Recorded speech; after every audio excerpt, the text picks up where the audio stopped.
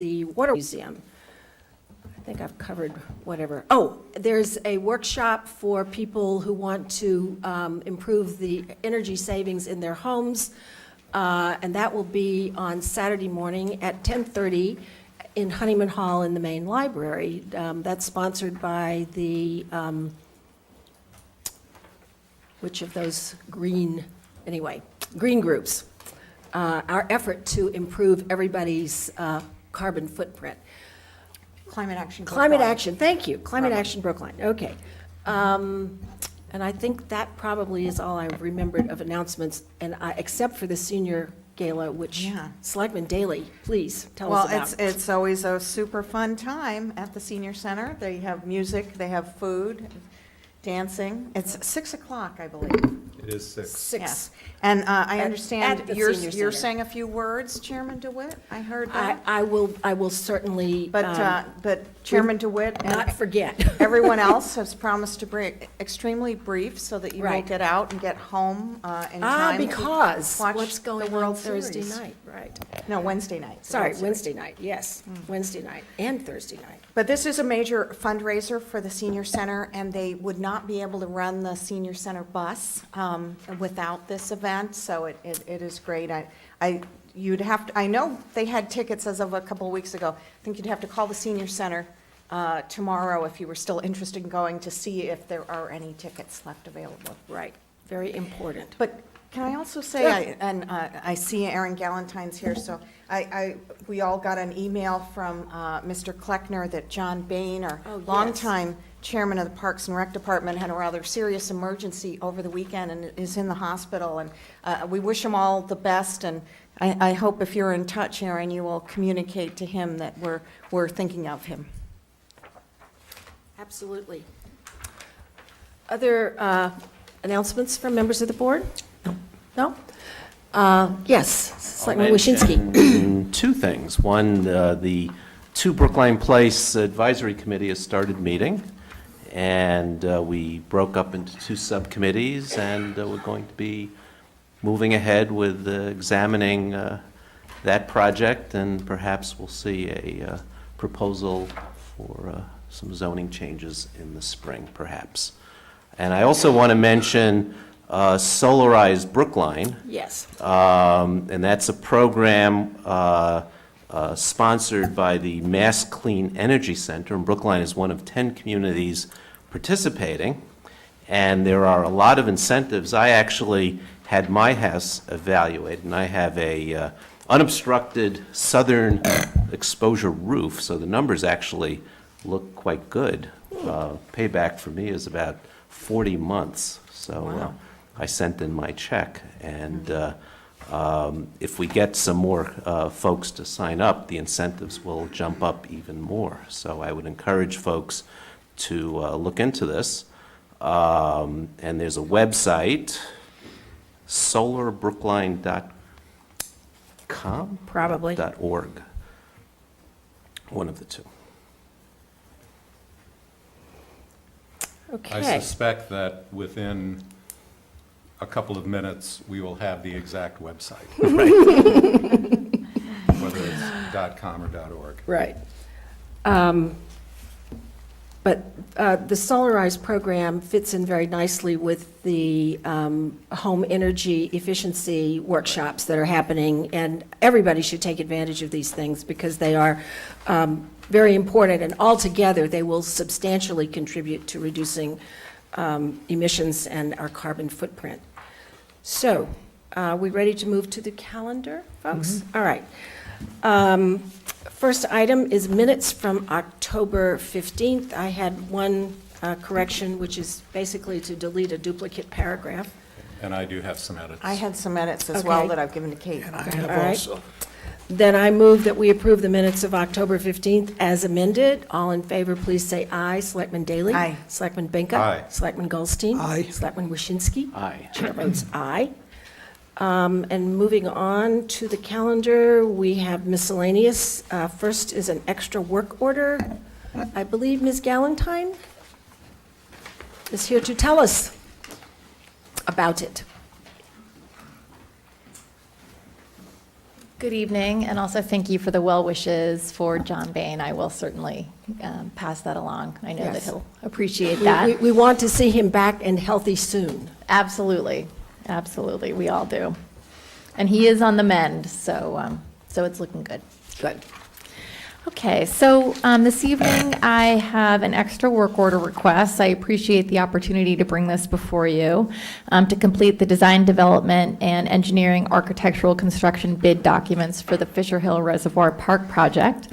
The request is in the amount of $169,220.30, and it is significant. It took a lot of review and negotiation between the design team, myself, Peter Ditto, and the building department. We also reviewed the extra work order as to form and function with both the purchasing director and acting town council before coming before the board.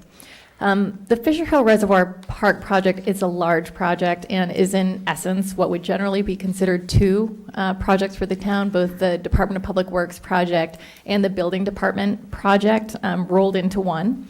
And in order to explain the additional scope of services required to complete the project, I will break them down as such.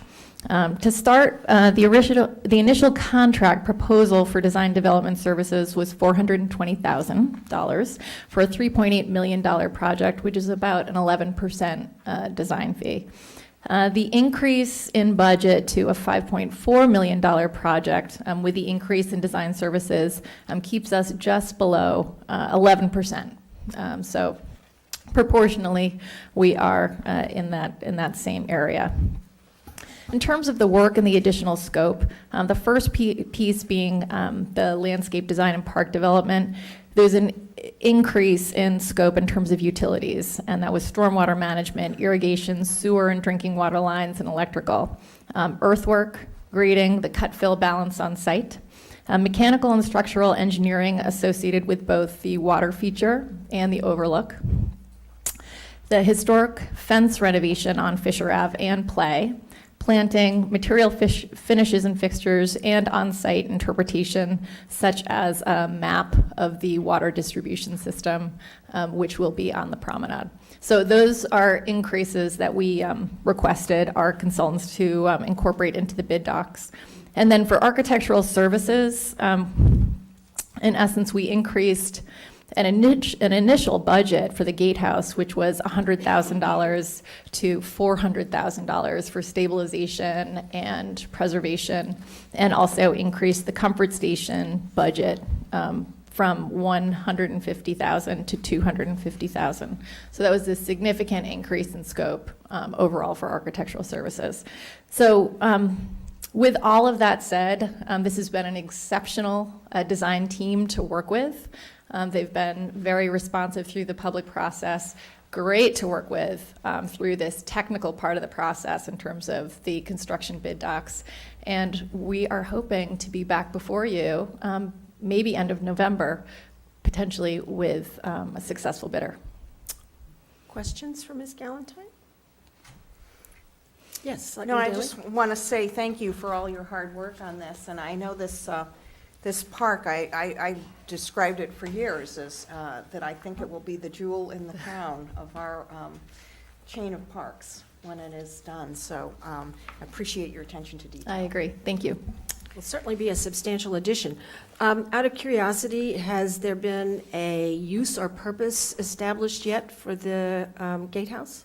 Oh, that's a great question. So we don't have a use or purpose established for the interior of the gatehouse, but the Preservation Division has reached out to the Boston Architectural College, and a grad student group there is running a series of public meetings and charrettes to look at possible reuse alternatives that are appropriate to the space and support the recreational uses of the park.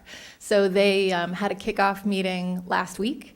I'm involved, Park and Rec commissioners are involved, Preservation's involved, and we're really eager to see what ideas might come out of this. Great, good to hear that. Aaron, have the neighbors been involved in that part of it? They were reached out to as well. Okay. It missed me, but I didn't get the I notification. didn't get the notice. Yeah. But you'll be able to play in the water features. Yeah. Can't wait. I can check, though, on what that list is and if it mirrors what we were doing through our public notices. Okay, any other questions or comments before No, we I, take? just with respect to the gatehouse, my understanding is that as this process has moved forward, there's been really sensitivity to the preservation of the gatehouse, and the amount allocated to that has been increased to ensure that at least the fabric of it will be preserved as this process goes forward and a use is being determined. So I do thank you for that. And I was reminded, actually, when you mentioned that there's a plan for the, I guess it's the, showing the water, how do I put this? The map of the water sources, is that right? That's right. Water distribution. Water distribution, thank you. There was some discussion about having some historic images from both the reservoir when it was actually holding water and other items like that. So I don't know whether that's still being thought about as a possibility. That was brought up in terms of when we were talking about reuse of the interior of the reservoir as being a great place to display Right. some of that. Anyway. Okay. Can I ask one final, I'm sorry to belabor this.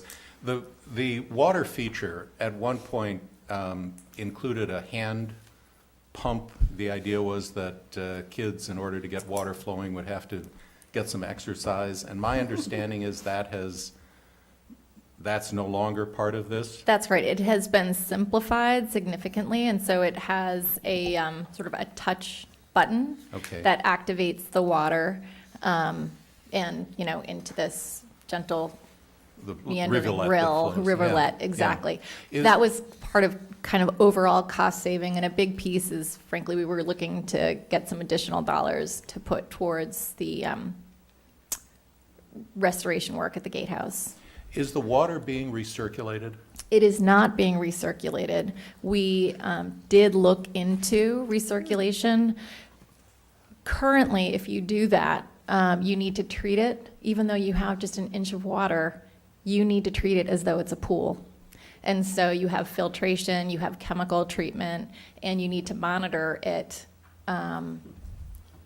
up to 3 times a day. If it was like a fountain, I'm thinking of in the public garden in Boston, they have to do that? to That's their right. Fountain? Really? That's Wow. right. So in order for us to be compliant, there's a lot that goes into, it's not even frankly just the capital cost, but it's the day-to-day maintenance. So, I guess the argument that we're not wasting water here is that it's not running continually. that That's it right, has it's to be. not. My thought was if kids had to work for it, it would be much more rewarding and there would be less water wastage. But I guess if somebody actually has to be there and pressing a button, it means that it will not be running continuously. That's right, and it's on pretty much like a 3-minute cycle. Okay.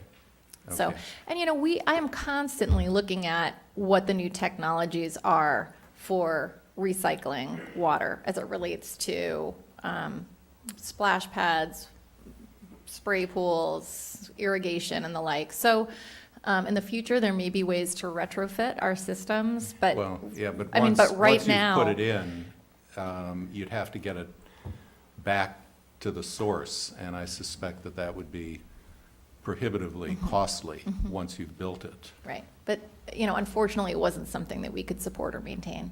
Yeah, okay. All right, we ready to vote? Then I move that we approve extra work order number 1 in the amount of $169,220.30 for design development services in connection with contract number P-11-29 Fisher Hill Reservoir Park Project. All in favor, please say aye. Selectman Daley? Aye. Selectman Benka? Aye. Selectman Goldstein? Aye. Selectman Waschinsky? Aye. Chair votes aye. Thank Thank you. We look forward to progress reports and construction starting in the spring. Next item is water main improvements. You are not Mr. Ditto for some reason. Welcome, Commissioner. I know you are the water guy. Well, that was before. I'm the everything guy the now. everything guy, but have a special place in your heart Yes, I for do. water. Yep. This is amendment number one to the engineering services contract for the water main improvement project, which has just reached conclusion. This is, as you may remember, was about an $800,000 contract where we tied up a lot of loose ends on the water distribution system. We had hired the services of Weston and Sampson to provide design services and bid documents for this project. And we reserved the right during the project to use them for engineering services during construction and for the preparation of final as-built drawings and digital records.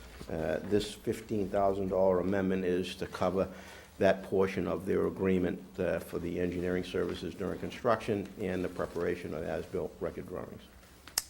Okay, questions for Commissioner Papasturgeon? Seems pretty straightforward.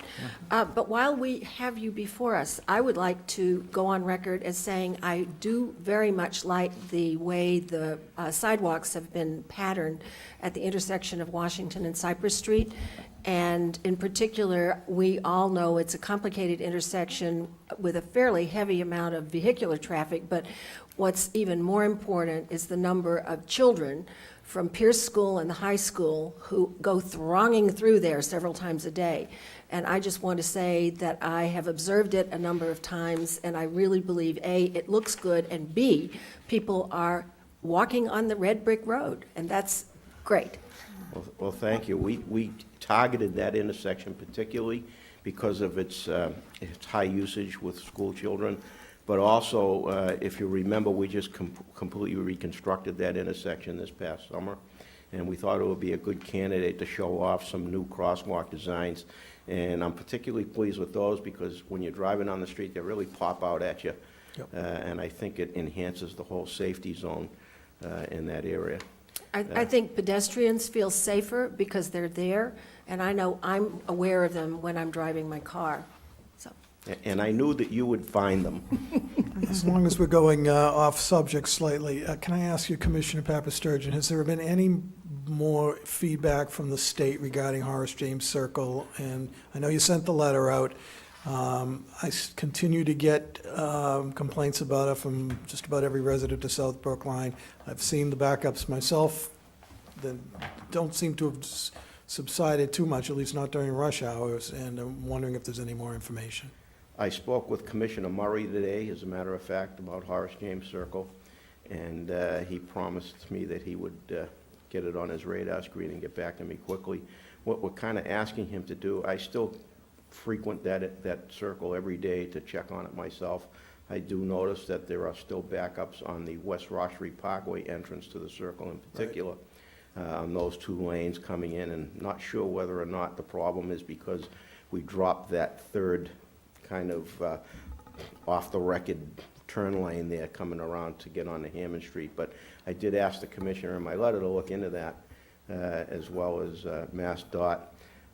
He promises me that he will get back to me on that. But it just offhandedly, other than that backup on the West Rochery Parkway, which in fact is significant in the morning, it looked like the remainder of the workings of the circle were working pretty good.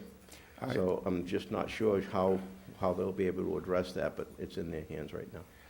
Let me just say, Andy, I can vouch for the backup on the West Roxbury Parkway because I counter commute in the morning as I'm heading off to my volunteer job. But there also does seem to be a backup, and I don't know how far back it goes, but LaGrange, as I look down LaGrange, there does seem to be a backup there, and I know that there have been some comments about backups on LaGrange as well, which might be a function of the fact that it narrows to one lane in the rotary for people coming in from LaGrange. Have you gone past LaGrange to see whether that's an issue also? I know you didn't mention it in your letter, but I know it's been brought to our attention, and you know, as I go around the circle and look down, there are cars that are in line there. I think it's a function of what time you're there. Yeah. I know it's 7:30 in the morning when I'm there, and I'm coming in from the Newton Street entrance. Right. That, you know, LaGrange doesn't look bad, but I'm sure that around 8 o'clock, I'm sure it's pretty bad. Right. Right. And not sure whether putting the stop sign back will address that issue, or, because the stop sign was eliminated and a yield sign was installed there, so I'm not sure. But the message is that right now, I've brought it to the attention of both the highway administrator for the state and the DCR commissioner, and they promised me that it's on their radar screen to look at, and I'm kind of positive that they'll do Okay. that. I would ask that you, if you don't mind, that you just contact them and ask them to look at LaGrange also, because your letter did not call that out as an issue. We'll do that. Thank you. Okay. We could actually vote the real subject of the commissioner. I move that we approve amendment number 1 to contract PW 12-24 water main improvements in the amount of $15,000 for consultant services. All in favor, please say aye. Selectman Daley? Aye. Selectman Benka? Aye. Selectman Goldstein? Aye. Selectman Waschinsky? Aye. Chair votes aye. Thank you. Thank you, Commissioner. Mr. Quigley?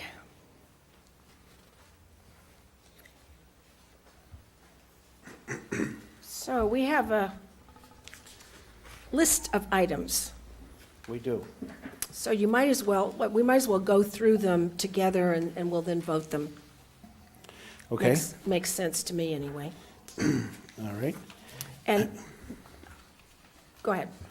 Excuse me, the first one is a contract with Russo Byron Associates of Burlington, Massachusetts, in the amount of $91,740.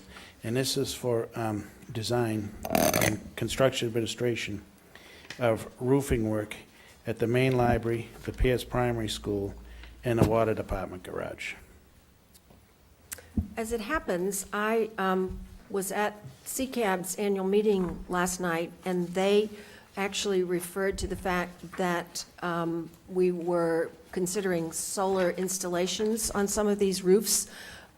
Are these projects subject to this new solar checklist? Yes, and the... Would you like to just elaborate on that a little bit? Yes, it is the intent of this contract to get the lower library roofs done in the spring, so we can move forward with a PV array installation, which is planned for the entire roof there at the same time.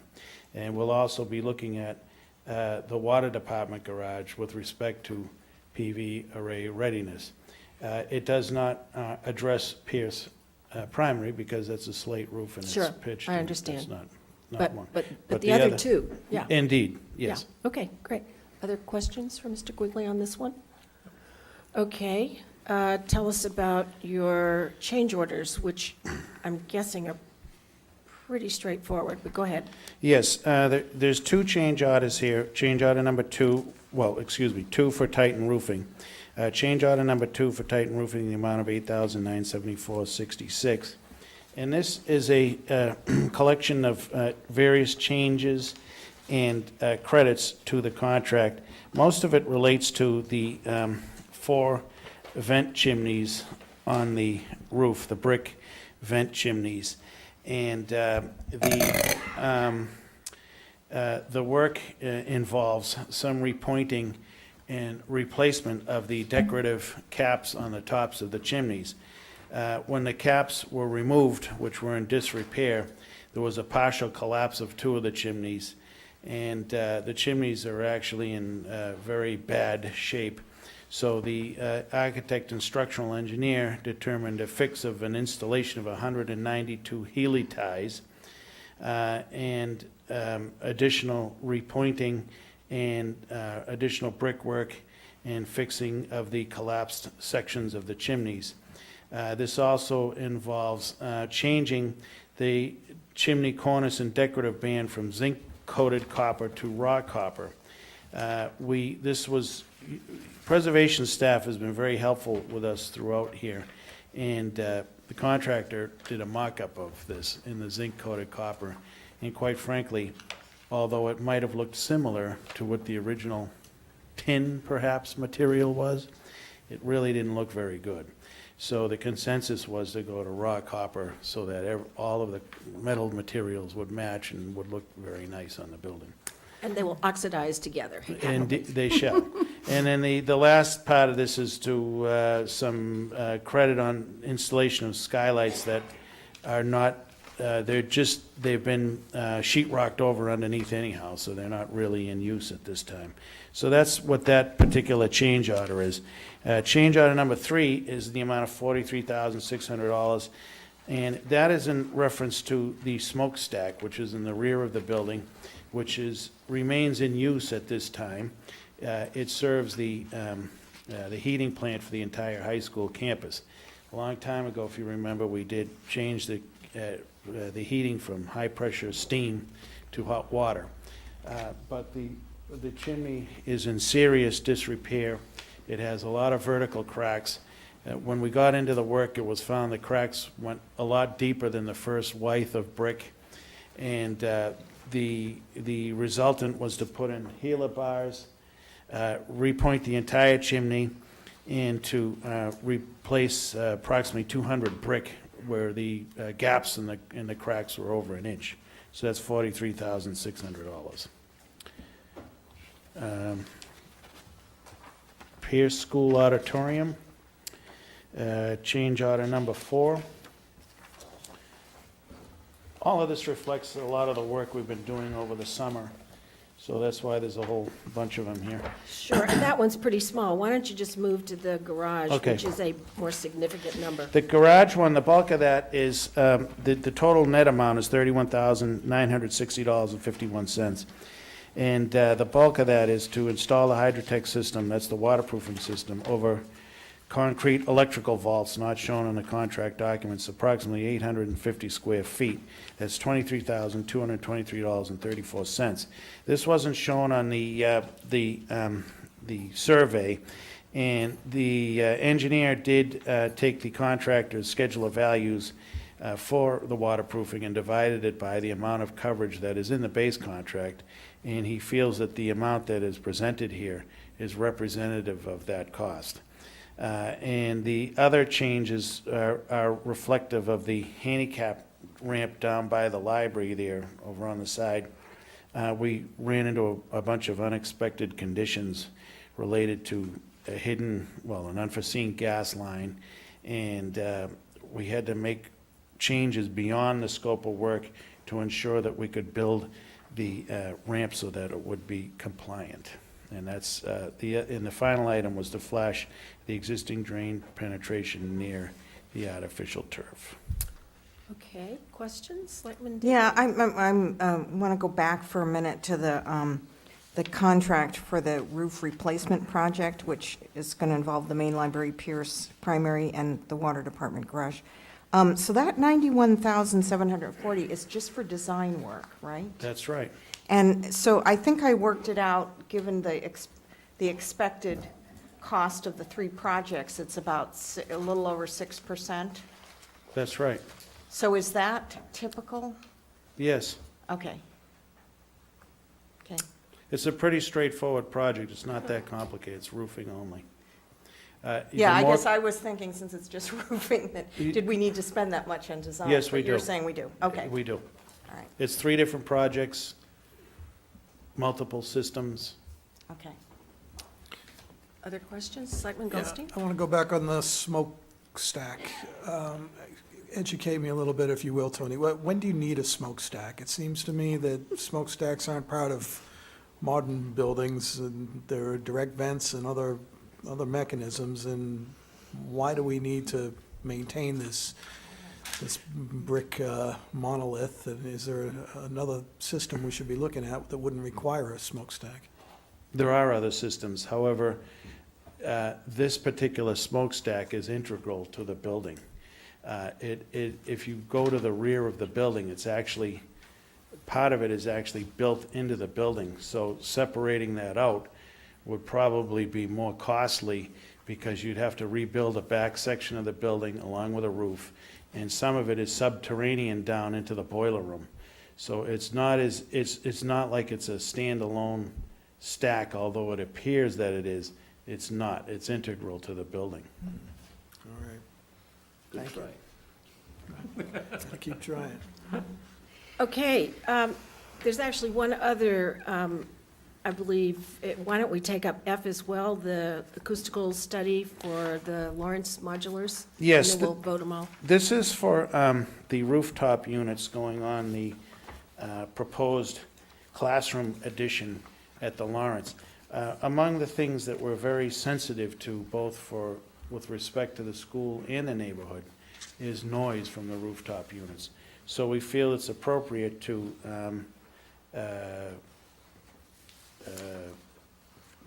advance a study on how best to mitigate those things so that we can put that in the contract documents and not have an issue once the addition is built and commissioned.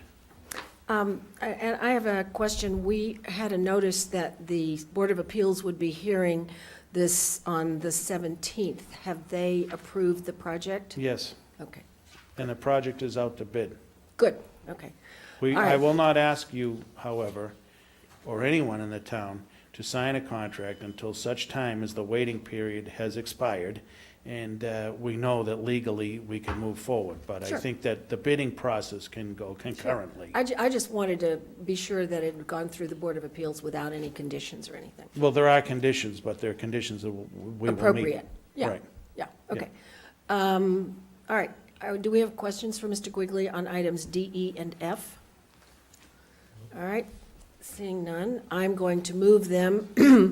I move that we approve and execute a contract for roof replacement project at the main library, Pierce Primary, and Water Department Garage in the amount of $91,740. All in favor, please say aye. Selectman Daley? Aye. Selectman Benka? Aye. Selectman Goldstein? Aye. Selectman Waschinsky? Aye. Chair votes aye.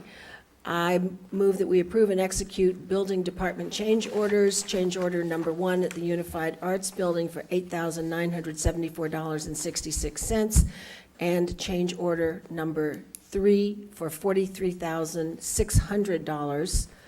And then at the Pierce School Auditorium, change order number 4 for $1,632.85. And finally, change order number 2 at the Town Hall Garage for $31,960.51. All in favor, please say Yeah, aye. I believe the first one was number 2. Oh, you're right, I was looking at the ink. Yeah.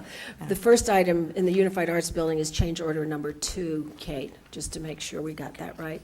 All right, all in favor of those 1, 2, 3, 4 items, please say aye. Selectman Daley? Aye. Selectman Benka? Aye. Selectman Goldstein? Aye. Selectman Waschinsky? Aye. Chair votes aye. And finally, I move that we approve and execute a contract in the amount of $5,500 for acoustical study services in connection with Lawrence Modular Classrooms project. All in favor, please say aye. Selectman Daley? Aye. Selectman Benka? Aye. Selectman Goldstein? Aye. Selectman Waschinsky? Aye. Chair votes aye. Thank you, Mr. Quigley. Thank you very much. Next, we have a series of CDBG agreements. Mr. Viola.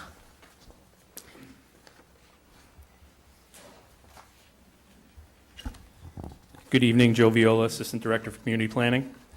And we have 4 different agenda items this evening, 2 of which are federal or fiscal year 2014 CDBG subrecipient agreements for the Brookline Housing Authority and as well for my department, Planning and Community Development, for the Affordable Housing Program.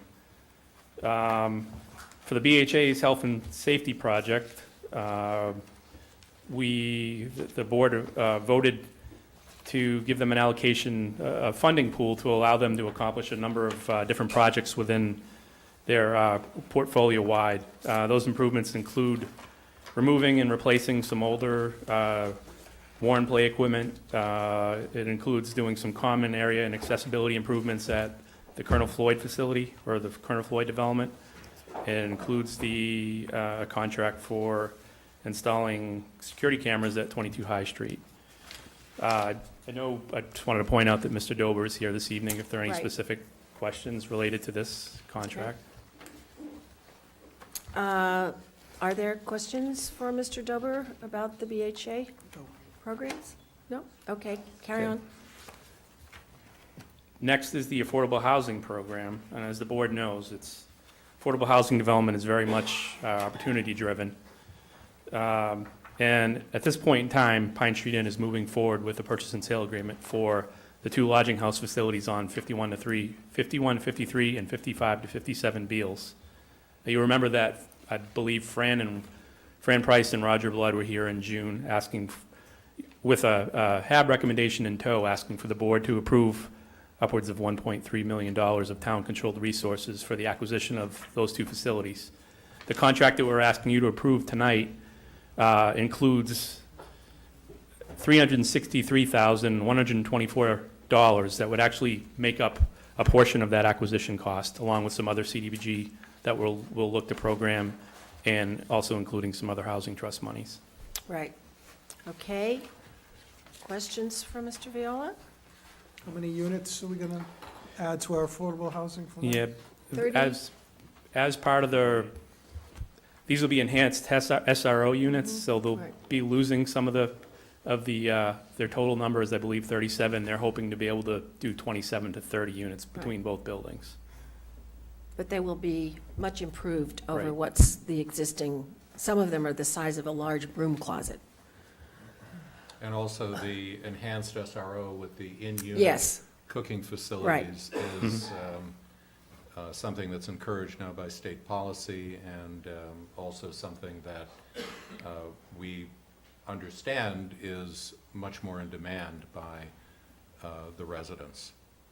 And Right. I think the management as well sees it as a much better quality of life. So, all right, and then moving on. Moving on, the Council on Aging.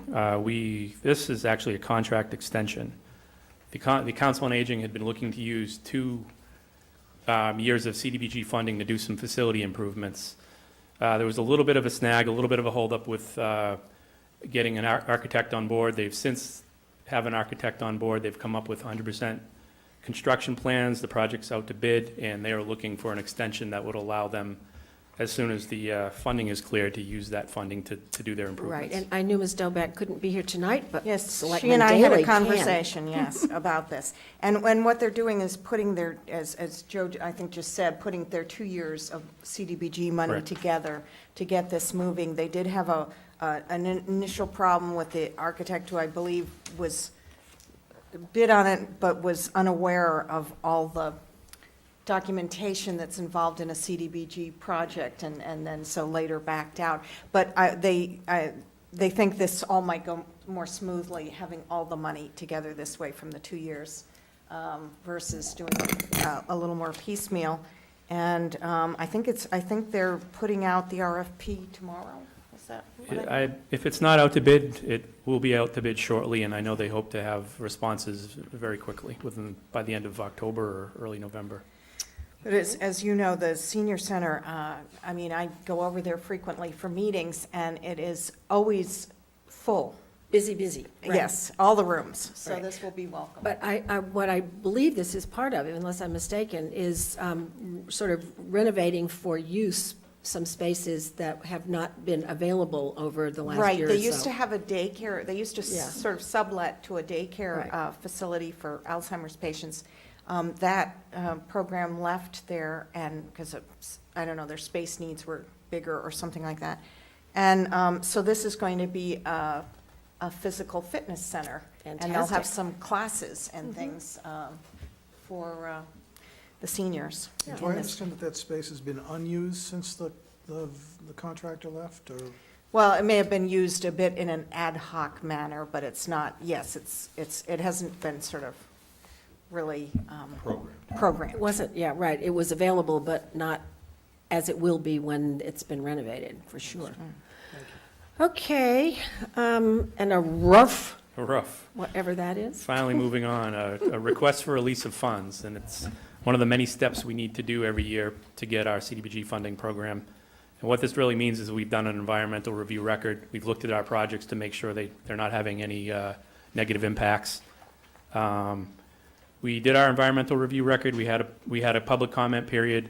Now, assuming the board votes to approve the request for release of funds, we have to submit it to HUD and wait another 15 days for a comment period before we can actually use the money. Okay, any more questions? Then I move that we approve and authorize the chairman to execute the following: the FY 2014 CDBG sub-recipient agreements with the Brookline Housing Authority for $195,528. For the Affordable Housing Program, $363,124. To extend the contract with the Council on Aging for senior center renovations. And finally, to authorize a request for the release of funds certification. All in favor, please say aye. Selectman Daley? Aye. Selectman Benka? Aye. Selectman Goldstein? Aye. Selectman Waschinsky? Aye. Chair votes aye. Thank you. you. Okay, then we have a set of temporary liquor licenses for Boston University and the Lars Anderson Auto Museum. We do have full documentation for these. Are there any questions about them? No. Seeing none, then I move that we grant temporary all kinds liquor license to Boston University in connection with a reception on November 1st and a banquet on November 7th. I also move that we grant a permit to serve alcoholic beverages to the Lars Anderson Auto Museum for an event to be held on November 9th and one to be held on November 17th. All in favor of those two items, please say aye. Selectman Daley? Aye. Selectman Benka? Aye. Selectman Goldstein? Aye. Selectman Waschinsky? Aye. Chair votes aye. And I regret that I didn't notice this until the very last minute, so I didn't really ask if anybody would like to serve on the Committee of 7 for Pierce School electrical upgrades. Do we have be a happy. volunteer? Oh, wonderful. Thank you, Selectman Waschinsky. It does sound like a fun one. Yes, right. I'll And let you I take don't it. even believe we need to vote this one. We will just accept his volunteer services. Thank you very much. So I took care of the garage underneath, so now it's your turn. All right. So I'll take care of the lights. Very Keep the lights important. We need those lights. Okay, moving along, we have a DPW item. We've lost the commissioner. Maybe we'll hold that one. And we're, We're Next- actually on time. we are sort of on time, right. Okay, I'm going to hold the personnel item and see if we can't track down the commissioner. And we're to a noise bylaw waiver. This is a public hearing with regard to additional, or I should say, a waiver of the noise bylaw for 46 White Place.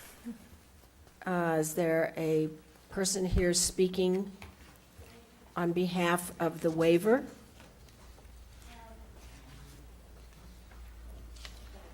Sure, you can come forward and identify yourself. Hi, my name's Anna Wallach. I am the owner of 46 White Place. Uh-huh. Do you want me to tell you a little bit about the process and why we have to Sure, do this? we do understand that this involves, in effect, unplugging the T.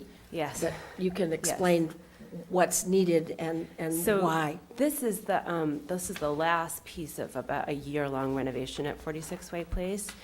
We've done the whole rest of the siding on 3 sides of the house and the total inside, including the inside on the back wall with new windows. The back side of the house has the old siding in, including kind of bits and holes from where we put in the new windows. And we have been in negotiation with the T for the better part of like 6 to 9 months. We started the process a while ago. It does take a long time to work with them. The way that our property is situated, even though there's a little bit of an alleyway with a fence that separates us from the train, they do in fact own up to the facade of our building. So they will not allow anybody back there. There's also a high voltage line that sits right between 44 and 46 White Place, so anybody with ladders back there is in danger. So the only way to do work on the back of the house is to do it while those power lines are not on. Now, it's not cost-effective to do it while the train is running. It's upwards of tens of thousands of dollars to shut down the train and have a busing system if we wanted to work during the day, which is just wasn't an option. So they have said that between 2 and 5, they will shut down the train so that we can work back there or have our people work back there. And we did have a lengthy search for the right team to work back there who had the right amount of insurance. And we are working with 44, who also needs the same thing. So these are two properties that were bought within a year of each other and have been renovated, and then they both need to have the back siding done. And it's getting close to, you know, a point at which a lot of weather is going to happen and start to compromise the, you know, all of the new work that we've done. Is, the request is only for 46, not Yes. for 44? That's right. They are on their own thing. I think that they will submit a separate request. We don't own the buildings together, so whatever they do is on them. I just, What? the- I the guess Monas- go ahead. Yeah, just very, the Yeah. Monas family is at what address? the who? MONIS. Monas. I don't know. Okay. We're Wallach Bookin at 46. Right. I'm not sure who that is. Monash is right here, we're at 38. Oh. You're at 38, The next one right next. next to 44? We're, no, it's Bonnie is 38. Okay, so you're Two down? two houses, two properties in between. Yes, Bonnie and White. Okay. Very tight down We've got a plot plan, if you look in the packet, that actually shows 46, and I guess maybe 44, and it sort of shows 48, but it doesn't go as far as 38. In any case, it's pretty clear that these buildings completely fill their lots. There's no space at all. So you've asked for your waiver from October 23rd to November 4th. Will it take that many nights of work to complete this? Well, I think that they asked for that little bit of buffer because from 2 to 5 in the morning is 3 hours. That's the only time that we're allowed to be back there. So, you know, even a crew of 5 guys getting a ladder back there, setting up, putting up some siding, you know, hopefully not. Hopefully we get it done sooner.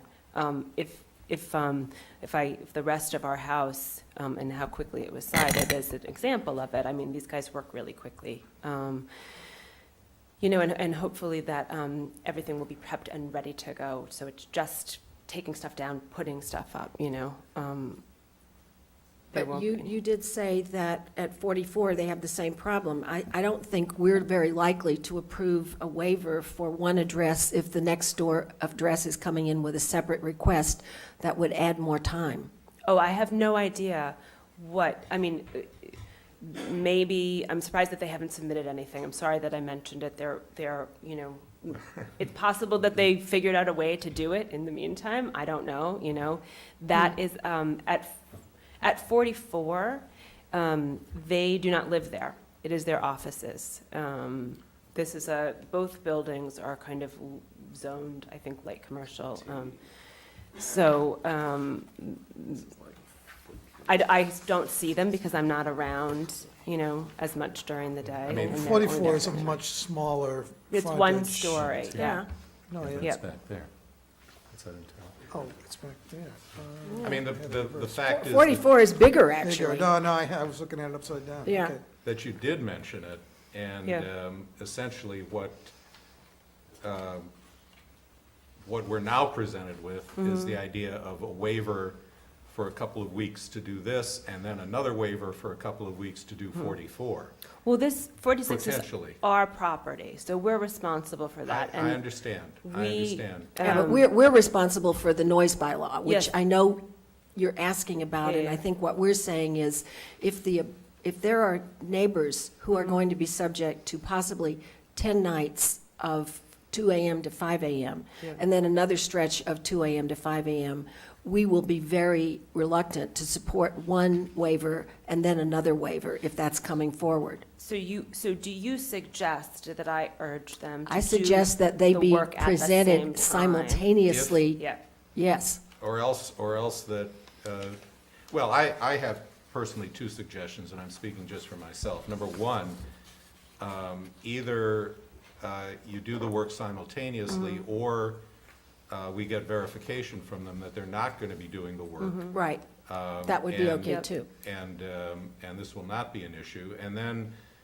the other thing certainly that I would like to see, and I don't know whether this is feasible, I know there's an acoustical engineer in the audience here, but, you know, there's a question of whether there could be some noise barriers that project out from the buildings that would encapsulate the noise behind the building so that it's not carrying up and down the track to your neighbors. And, you know, those could be projections sticking out toward the track. I don't know, presumably, I don't know how far the high-tension wires are away from your There's no room, your Dick. home. There's- Well, I don't The know. walkway behind the our plan. house is probably about 3 feet, and then Right. there's a chain link fence. Ours is a 3-story building. The power lines are, you know, in some places close to a foot away from our From the house. house. Yeah. Okay. I And mean, how this high is are a- they? Oh, they're the second story and the third story. To be honest, we would never allow these houses or any of these facilities to be built in those locations today. Yeah. It's- My only question is whether there's some way to mitigate the noise, because I gotta tell you, 2 to 5 in the morning is, I sure wouldn't be happy Right. about that if it were Well, happening I next gotta door. tell you, as someone who used to own a house and whose bedroom abutted the T right of way further down, the T themselves does maintenance work there between 2 and 5 with some regularity, and it happens. There's, you know, you get used to it, and so, you know, I think that the noise is, you know, regrettable, but I don't think it's the end of the world here either. Well, I certainly know that for situations like this, earplugs have some value, too. Yeah.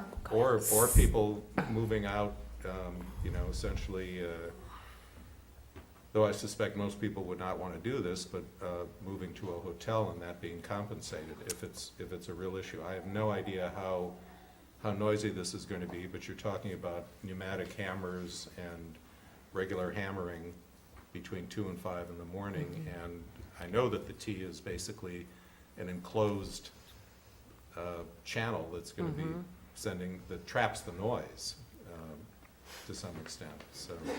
I am really sympathetic to how big an inconvenience this is, and this was something that was not aware to us when we purchased our house, as were many other surprises due to the train, one of them being the way they filled their track, they filled it up over our siding, so when we took out the inside of our wall, gravel from the train was in our house, we had to build a whole retaining wall, a foundation inside of our house. I mean, there's crazy stuff.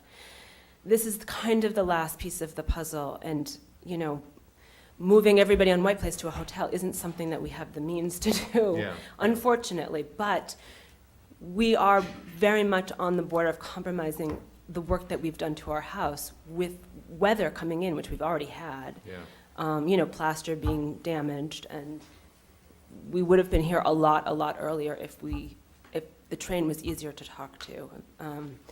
It takes months of negotiations even to get here, you know. Yeah. I know this is huge, and I really try to put myself in other people's positions, and if this was being asked of me, it is a hard one to swallow, you know, work from 2 to 5. And I don't really know what it's going to sound like. I've lived in the house with siding being done on it, you know, during the day, and worked with that, you know. Did the T, when the T agreed that you could do the work, stipulate dates? Or are you allowed to go back to them and say, now we want to do it on such and such a date? Yeah, I think that this hearing was sort of, we would start immediately to get it, you know, kind of out of the way before winter. Right, okay. Waiting But is- I think really what I'm trying to ask is, you could have dates that are different from the ones you've requested, which are the 23rd of October through November 4th. I don't know. Or did the T restrict you to Maybe certain my dates? husband knows. Yeah, so part of, I'm sorry, Mike Bucket, I'm Anna's wife, Yeah. husband. A co-owner here. A co-owner, yeah. I mean, part of the process is then when we get these dates, it takes months to get new ones. Well, and that's why I'm asking, yeah. are these specific? Yeah. Did the T specifically yeah. name these dates? Yeah, absolutely. Can I add one other thing? Sure. My wife unfortunately mentioned 44 White Place. 44 White Place, the construction was done a couple of years ago, and they have issues with the back of their house, but it's not anything they have any interest in addressing. And we can get a formal letter from them saying that. But this isn't, she was just mentioning it, that this is a problem on the street for everyone because of the way the train was put in. But it's not anything they have any interest in doing any work on. It's not anything they've submitted. We actually offered to put them in on this, and they said that they weren't, it wasn't that important to them. And because they are a construction firm, their offices are there, like my wife said, they're not there at night.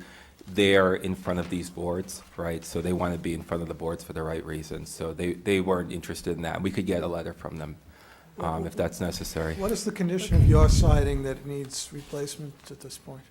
We, it's probably vinyl. When we bought the house, it was vinyl siding that was kind of half falling off. I don't know when it had been done. We replaced it all with hardy board. We basically built a new house with the shell of an old house, doing the inside, taking it down, doing the outside. Our particular property really fills the property line. We don't have a yard. Our house is surrounded on all sides, siding with, on one side, it was tricky enough negotiating with the neighbors to try to get, our siding done, because it's so tight. Is there hardy board on the rear facade On the rear, already? it's still the kind of half falling off vinyl. And so I see. imagine, from the inside, we cut new windows, and then there's these kind of spaces around. There's no flashing because we couldn't get back there to flash it. It's just, So you still have falling off vinyl siding? yeah, on so it. that will come off. Okay, That will be thank you. stripped. Hardy board put up. Selectman Daley? Yeah, I have a couple questions. So, this request would be for starting tomorrow, right? Are your contractors ready to go as soon as you get this done? Well, I mean, it just seems to me, and Selectman Waschinsky just pulled up the picture of your house. It's not that huge. I mean, it shouldn't take a week and a half, I don't think. I had my wife go up and talk because she's more presentable, but I have more background in this project. So Okay. I think Ben wrote in the letter that we hope to keep it to 5 days, but we asked for a longer date range because it's so hard to get a date range. The other thing that she misspoke about is that we are not necessarily putting up hardy board, right? We just want to seal the back because it doesn't, so it's just giant sheets of PVC, which is even quicker than hardy board, right? So we just want to seal the back up. Because no one will ever see it. No one sees it except people on the D line. Right, so that's really all we're doing. We think it'll be 5 days, because it's so hard to get these dates from the T, if we go over a day, then we're in trouble, right? So we asked for a longer range, and that's why you see that. And we've asked for a range once. Our contractor, for better or worse, didn't know about this process, so he got a range, everyone was ready, and then he found out he didn't have a permit. So then he got another range, and that took a while. And that's what you're seeing I there. think this project, it's such a weird thing, that our contractors have never encountered it before.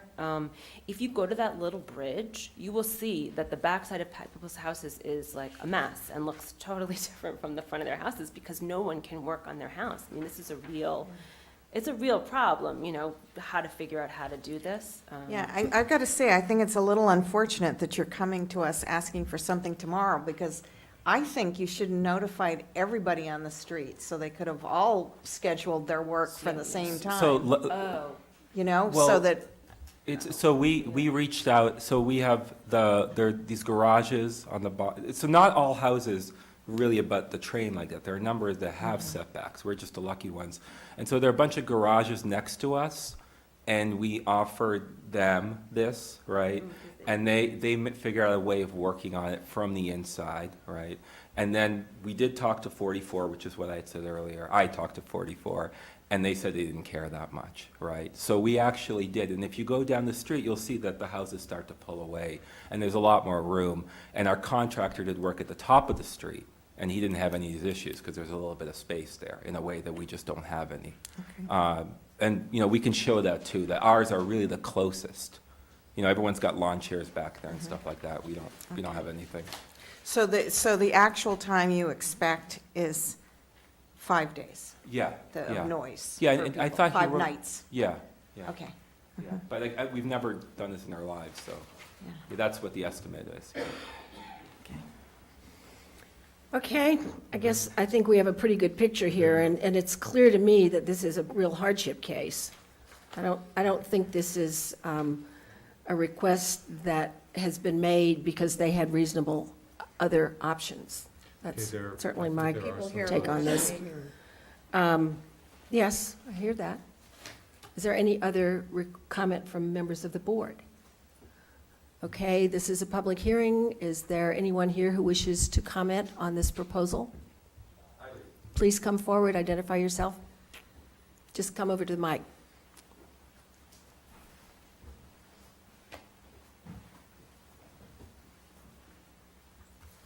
Hello, good evening, everyone. My name is Michael Monis. I live at 38 White Place with my family.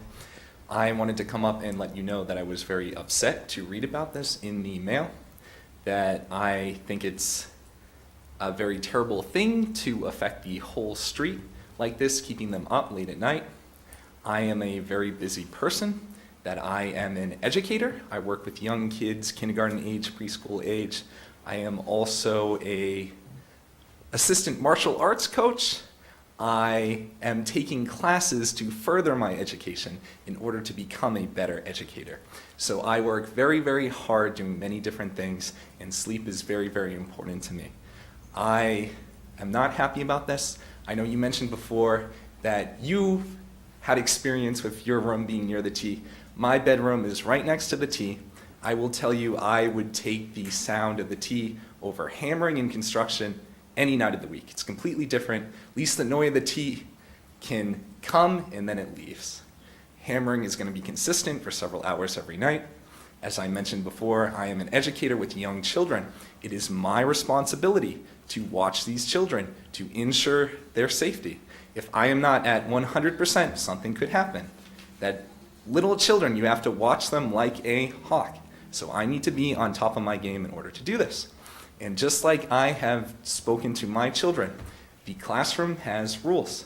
The town has laws. No one is above the rules. Everybody has to do the same thing. The laws are put into place to ensure the health, well-being, safety of all the people in Brookline.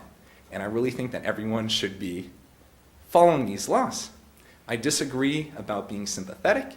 It was mentioned that the main issue with doing this project was shutting down the T and the cost. The issue was not that it would be affecting other people, making them bus to work, being late.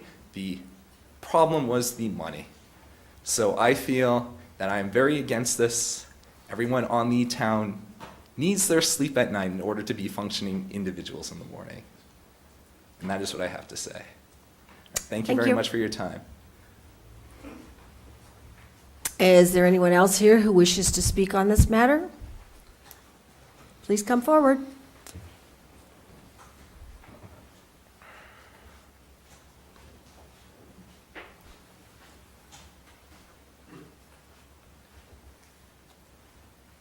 My name is Mary Monis, and I live at 38 White Place also. I've lived there for 25, 30 years, and we have, a lot of people have done their houses and renovated. We've been very nice. We've put up with all this. We have not complained. These people have been doing their house for over a year, and it's been very inconvenient. You cannot park on the street because of the workmen. There's noise. You cannot be homesick ever for a year because these people and I appreciate it. We've never complained. They don't even know who we are. I know who they are. And I appreciate that they bought this house, that there's problems. I realize the T does do work at night, but the T services a whole lot more people. This is servicing them. I don't understand why they can't do it from the inside. I don't know what the problem is, but I have to work for a living. I work with the disabled. I supervise 10 people. I have a very responsible job. 2 to 5, that's 3 hours. 2 a.m. to 5 a.m. is a long time for 5. They're saying they hope it's going to be 5 days. Could be longer. I don't think it's right. I have lived in this town. I vote every year. I take my responsibilities very seriously. And I think it's just a lot to ask for us, and I think other people in the street. And I'm sorry. I'm sorry they bought that house. Well, I mean, I really feel that I have to work too for a living. I really do. And I can't function for a week. I mean, I think that's a really long time. And I really think that the town should consider the well-being of everybody on the street and not just one family. Thank you. Okay, I think we are going to move forward on this. Any member of Any the other- board? I've asked twice. Yeah. Anybody have a So are there any solution to this? suggestions from members of the board?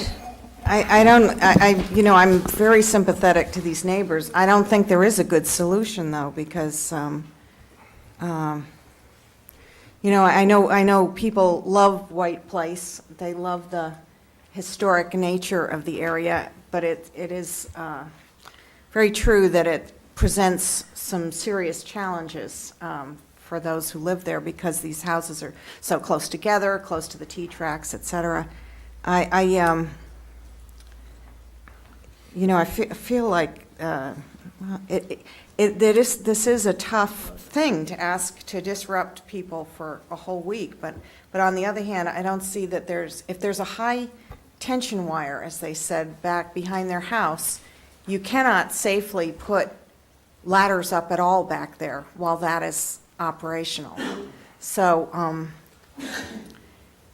I think that they have to get a chance to close the holes up in the back of the house. Is this work going to continue through the weekend? I don't know, but I whatever. mean, it actually might be preferable for the neighbors. Okay. If their concern is working, Yeah. that this work get started and done as quickly as possible, including working on Saturday and Sunday. Okay. And just getting the work done. Okay, I'm happy to conform to whatever, but I don't know what the plan was, but I can make sure that happens. I don't know if other neighbors would prefer that it not be done on the weekends. Yeah, I don't, well, So, I mean, that's the other. I suspect 2 a.m. to 5 a.m. is going to be a problem any day of the week, but, at least perhaps on the weekends, people are more likely to be away, and/or people can nap during the day rather than being at work. And I guess if we're going to do this, I would require Okay. that the work be done continually to get it over with as soon as possible, including working on weekends. And I guess the question is, has the T authorized that? Are they going to shut down every night? The time that you asked for was October 23rd through November 4th. That was my understanding, that's the range of dates. So they'll shut down on weekends? I assume so. I don't, I Doesn't can say check on that, otherwise. but But if the contractor thought it could be done in 5 days, and if they could do it in 5 days, and if they did start on Wednesday, they could be done by Sunday night. Exactly. okay. One problem with requiring 5 consecutive days is what if it rains one night and they can't get to work? Yeah. No, in fact, I think it's probably going to rain the next day or two. So you might schedule that time period around the weather as well. I think it's regrettable, but I also want to make sure that the neighbors who are opposed to this understand that our noise bylaw provides for waivers and these aren't the first people to ever come to ask for a waiver. The purpose for asking for a waiver is that we get to try and put some controls in, make sure that the relief that they're seeking is really warranted. I don't see that there's another alternative at this point. I know you're going to have a little dis-ease in your sleep for a few nights, but there's no other reasonable alternative for this. So I support it. I don't think consecutive nights or intermittent nights really makes that much of a difference. It's going to be the same lost sleep no matter what, and hopefully it'll be done quickly. Okay, we ready to move on this? Yeah, I'm going to make, I'm going to move that the waiver include a condition that work be done on weekends to complete the work as expeditiously as possible, as a condition of the noise waiver. How would that work? That would basically require that it not be Monday through Friday and then start again on, or Wednesday through Friday and then start again on Monday. That they continue this Saturday and this Sunday to try to get the work done. I mean, I don't know, the Monuses may, if you tell me you'd rather have it go through Friday and then start again on Monday, I'll withdraw this. I mean, my thought, though, was that if it were me and it were happening next door to me, I'd rather have it over and done with as soon as I could. Okay. I don't see the weekends as being a problem, especially since when we did the siding for the rest of our house, the guys showed up on Saturday as well. Sunday, I will make sure that this happens. So the only, we don't have all the information. We're assuming, because they gave us that date range, what should we do if we find out we cannot do it in the weekend? Just because we just don't have that information, we're not prepared to answer that question. Well, I suspect you may have to pay your contractor extra No, to be it's there on not, Sunday. it's not an issue of contractor money. It's a question of whether the T, Yeah. we got that date range, we never asked that question. So if the Mm-hmm. T tells us you can't do Saturday and Sunday because we didn't ask that question, then what should we do? I think you have to throw in if possible. Yeah, I think it has to Okay, say if okay. possible, and you Absolutely, should negotiate with the T. I'm hearing that the weekends is easier for the people that live on our street, and that I will do everything that I can to accommodate, obviously, because I understand that what we're asking is so much. I don't think that, I think the T probably doesn't care. This weekend. Well, I think the T runs a little bit later on Saturday nights, Oh, don't they? That's okay. the only but I don't thing I'm think they're running thinking of. 2 o'clock. Yeah. I don't No. know, but. No, but it But may. the trick here is not whether they're running, it's they have to unplug themselves. have to, I mean, yeah, the come tricky in. here is that they will schedule whatever they have to do to turn off the power in order for this work to be done. And so that's something that specifically has got to be confirmed with the MBTA. Whatever we may think about it, the T's got to turn the power off. Yeah, and frankly, there's also the possibility that with a late-night ball game, Right. this, Right, Yeah. they might add some, So, Trips. Yeah, they might add some. It's got to be an if possible. yeah, so to the All right. extent, how about to the extent feasible, possible, or to the extent possible, feasible? work will be done, to the extent feasible, work will be done on weekends to complete the work as expeditiously as possible. And you'll also, I would also ask that you provide notice to neighbors that this is going to be happening.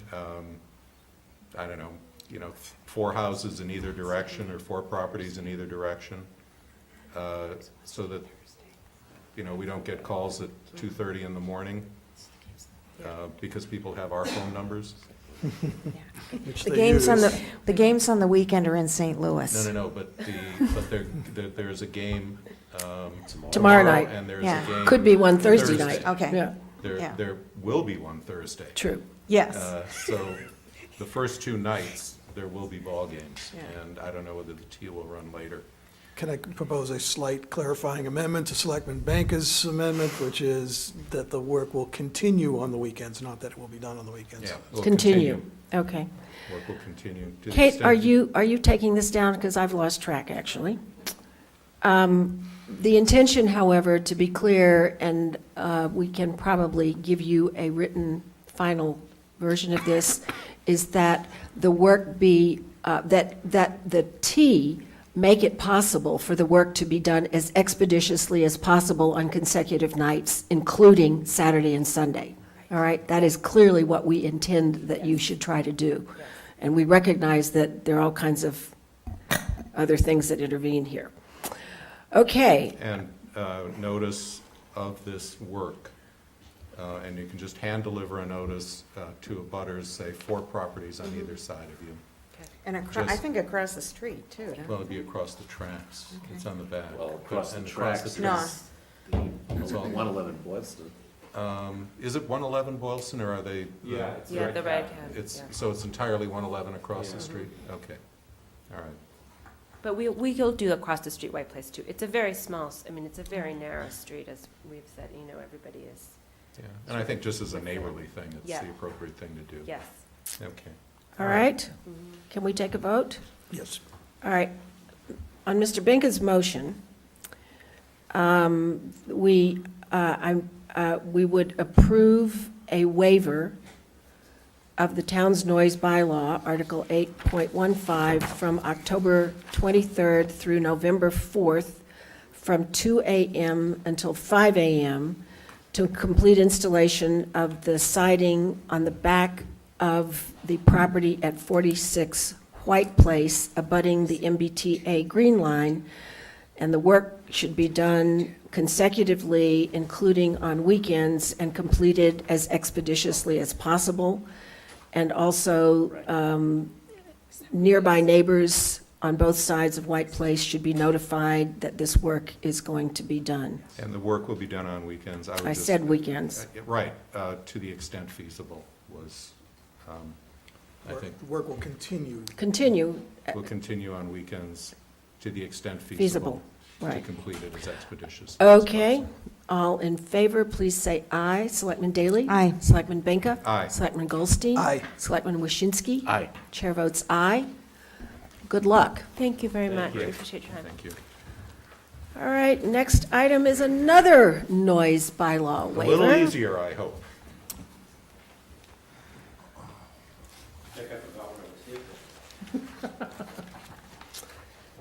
Okay. Mr. Lebo, would you describe the type of property where this is, work is taking place? This is at 822, Fred Lebo for the owners of 822 Boylston Street. It's a commercial piece of property. It's 2 buildings down from 850 Boylston, which is, has Brigham Women's in it. Next building down is also 830, which is Brigham Women's. And then there's 2 small buildings. There's a gas station that's sort of closed all the time. There's 1 house in the area behind it, that's about it. It's a commercial area. There's a dental office that takes up most of the 2nd floor in 822. If you've been by the building, they're putting in a lot of money to fix up the front of it. It was an old 850s built building. The glass from the atrium all cracked for structural cracks from wind loads. They've changed the facade and putting in new mechanical systems. The outside work, for the most part, other than inserting the windows, are done. There's been tenants in there are tenants in the building, and to reduce the noise inside the building when these people are working, they wanted to start an extra hour early. There is no reason for them to do any work on the outside at 6 o'clock in the morning. This is strictly for inside, to accommodate the tenants. Most of the tenants in the building start at 10 o'clock. So if they got from 6 to 10 rather than from 7 to 11, it cuts out a little bit of noise for the tenants. There has been some issues with vapors and stuff like that. We've been out there a number of times working with the Brookline Health Department.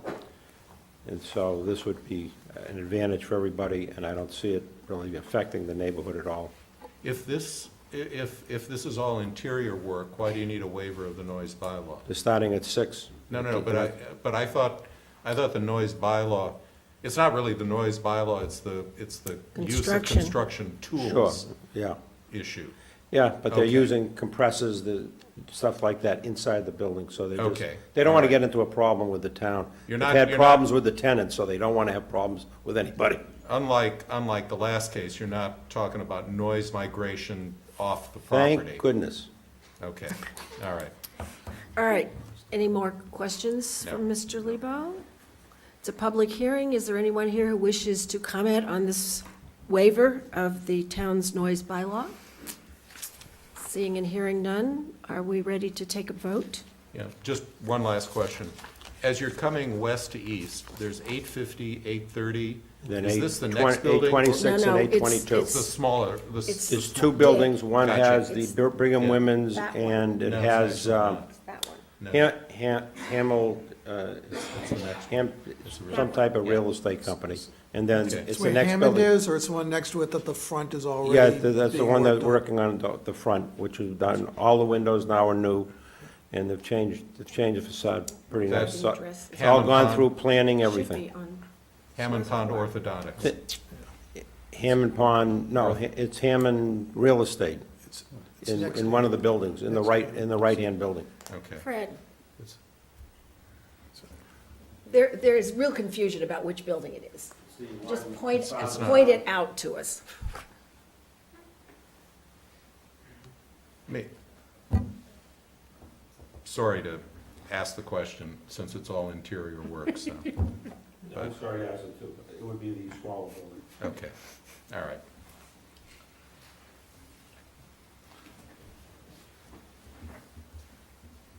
Okay, we now understand where this work is being done, interior work. Compressors are running inside the building? In the morning, yeah. Okay. Okay. All right, I move for approval of the waiver request on condition that all work be interior during the granted additional hours. and that the waiver be from October 23rd through December 3rd, and covered the time from 6 a.m. to 7 a.m. All in favor, please say aye. Selectman Daley? Aye. Selectman Benka? Aye. Selectman Goldstein? Aye. Selectman Waschinsky? Aye. Chair votes aye. Thank you. I think I'm gonna write up a waiver form for you people, so Oh, somebody why can not? just fill it out. The Sounds commi- like a By the plan. way, we only need the waiver for 6 to 7. We don't need the waiver after 7 o'clock. That's right, Right. because from it's- 6 a.m. to 7 a.m. That was the vote. Right, Okay. that's what we voted. The commissioner has returned, if you want to go back to Oh, his item. right. Shall we fill a position in the DPW? Commissioner Papasturgeon, sorry. We seem to have lost track of one another briefly. Thank you very much. This is a vacancy in the Highway and Sanitation Division for a storekeeper in our fleet maintenance section. This person is responsible for maintaining our parts inventory for motor vehicles, for ordering parts, ordering gasoline and diesel fuel, monitoring the usage of gasoline and diesel fuel, monitoring our hazardous material storage and waste material disposal, and to make sure that the garage, the working areas of the garage are maintained in a safe manner. The position became vacant. We had a vacancy for a motor equipment repairman, and our current storekeeper opted to take the promotion to mechanic. We were very happy to do that with an internal promotion, so that creates a vacancy for the storekeeper position, and we do not have any internal candidates that are qualified. Okay, questions for the commissioner? Yeah, was he actually qualified to be a mechanic? Or Yes, you just- Okay, yes, he was a mechanic by trade. oh, okay, Yes. great. How are you advertising this position? These positions are all advertised. We use local trade journals. We take advantage of the American Public Works website, which reaches a lot of people in our industry. We also use HR. These all go through HR, of course, and HR uses ZipRecruiter, the Boston Herald, the Boston Globe Online, and I believe Monster.com. And there are other avenues that they are now using for job advertisements to try to reach out to minority candidates as well. Okay. Other questions? No. Then I move that we approve filling a vacancy of the position of storekeeper, LN-6, in the Highway Sanitation Division of the Department of Public Works. All in favor, please say aye. Selectman Daley? Aye. Selectman Benka? Aye. Selectman Goldstein? Aye. Selectman Waschinsky? Aye. Chair votes aye. Thank you very much. Okay, next we have a food vendor license for Walgreens. Is there someone here speaking for Walgreens? Just come forward, please, and identify yourself. Good evening, I'm Mike Mateer, I'm the store manager at the Walgreens on 99 Harvard Street. And you're offering food which has not been available previously, is that correct? That's correct. We would like to consider selling pre-made sandwiches, wraps, salads, cups of fruit, and also a coffee and an icy machine all in one. Icy like a slushy machine. Oh, right, okay. So these would be prepared off premises in some sort of commissary and come to you packaged and ready to go? That's correct. Okay. Questions? Is there any seating associated with this? I'm sorry? Is there any seating, Chairs? chairs? Places to sit? No. It's all carry-on. It's takeout Yes, it entirely? is.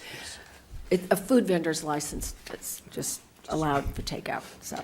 Is this, just out of curiosity, is this a corporate program that we're likely to see? I mean, you're not the only Walgreens in town. That's correct. As far as I know, the other Walgreens in Brookline is not taking part in this. The first store in the area was the new one in downtown Crossing, Boston, and there will probably be, by my count, in about 10 stores in our district. Uh-huh, interesting. Yes. Selectman Daley? Yeah, so you're actually going to be in charge of this? I'm the store manager. There will be others in charge of it as well.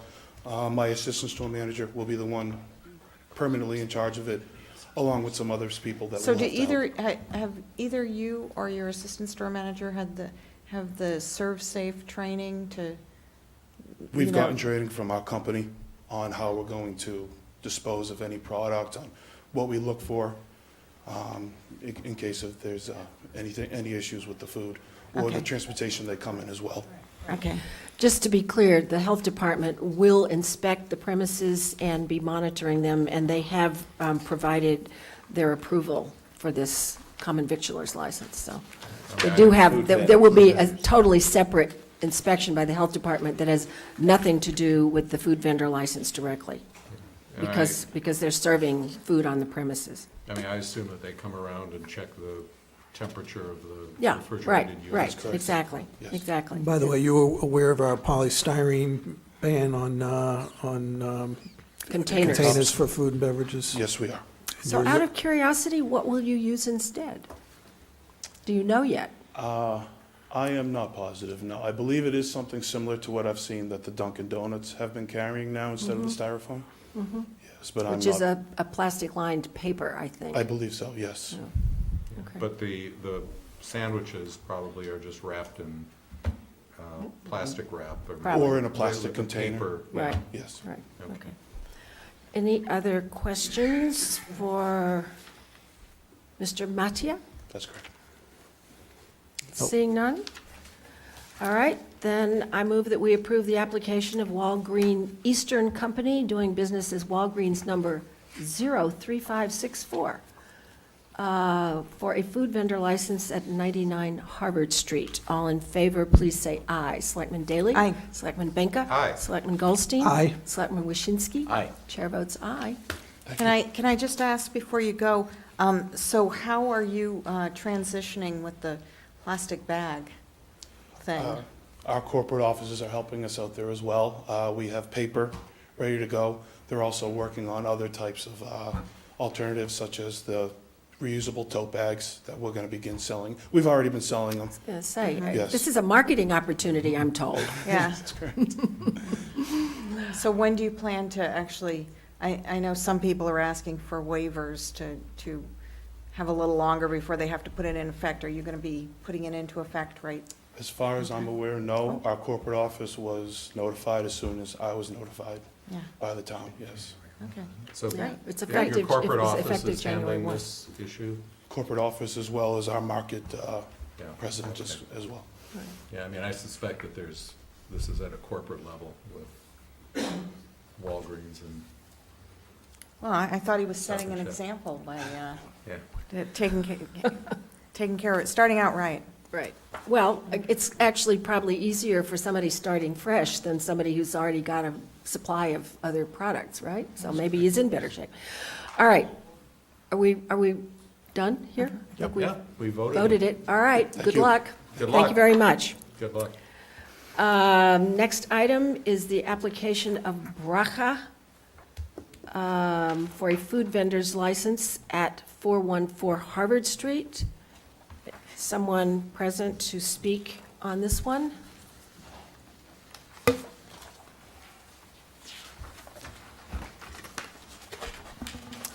Good evening. Mr. Ushai? Good evening.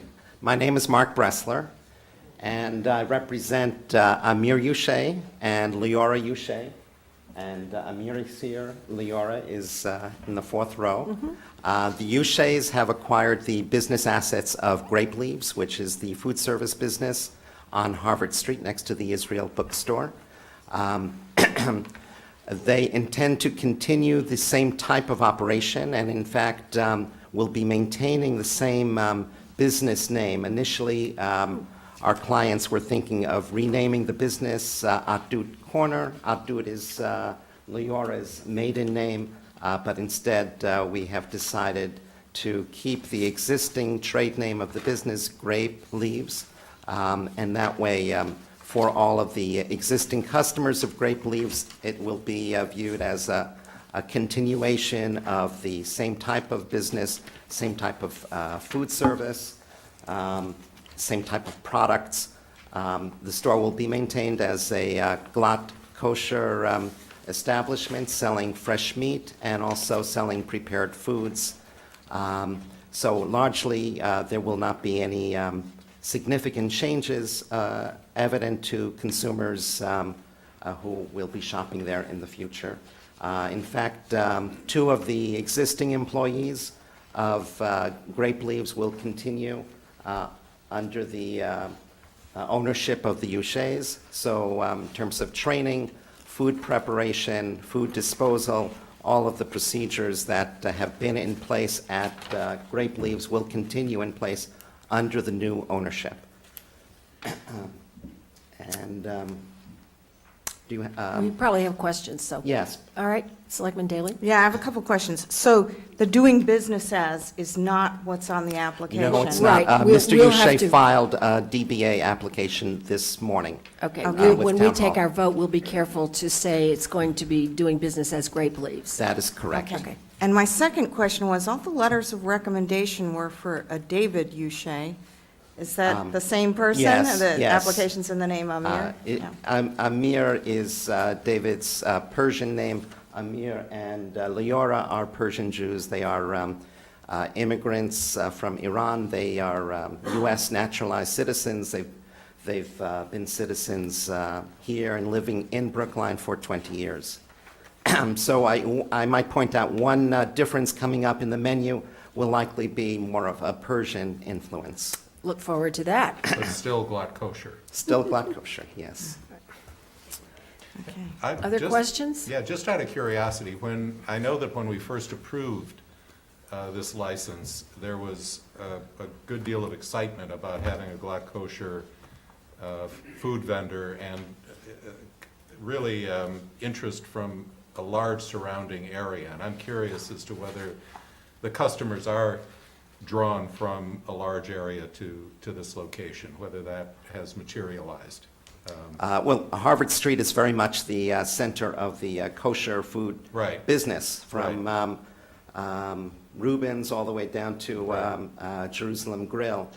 There are a number of kosher establishments, and I think it's the hope of our clients, the Ushais, to establish a special niche as they tailor their operations to meet the needs of the broader Orthodox community and also the broader community that lives in Brookline as well. Right. Though Gotta say I know that- that there were individuals who had said that they were going to New York in order to get glatt kosher food, and, there was a great deal of excitement, so I'm. There was indeed a great deal of excitement, and in fact, the competition resulted in changes on Harvard Street itself.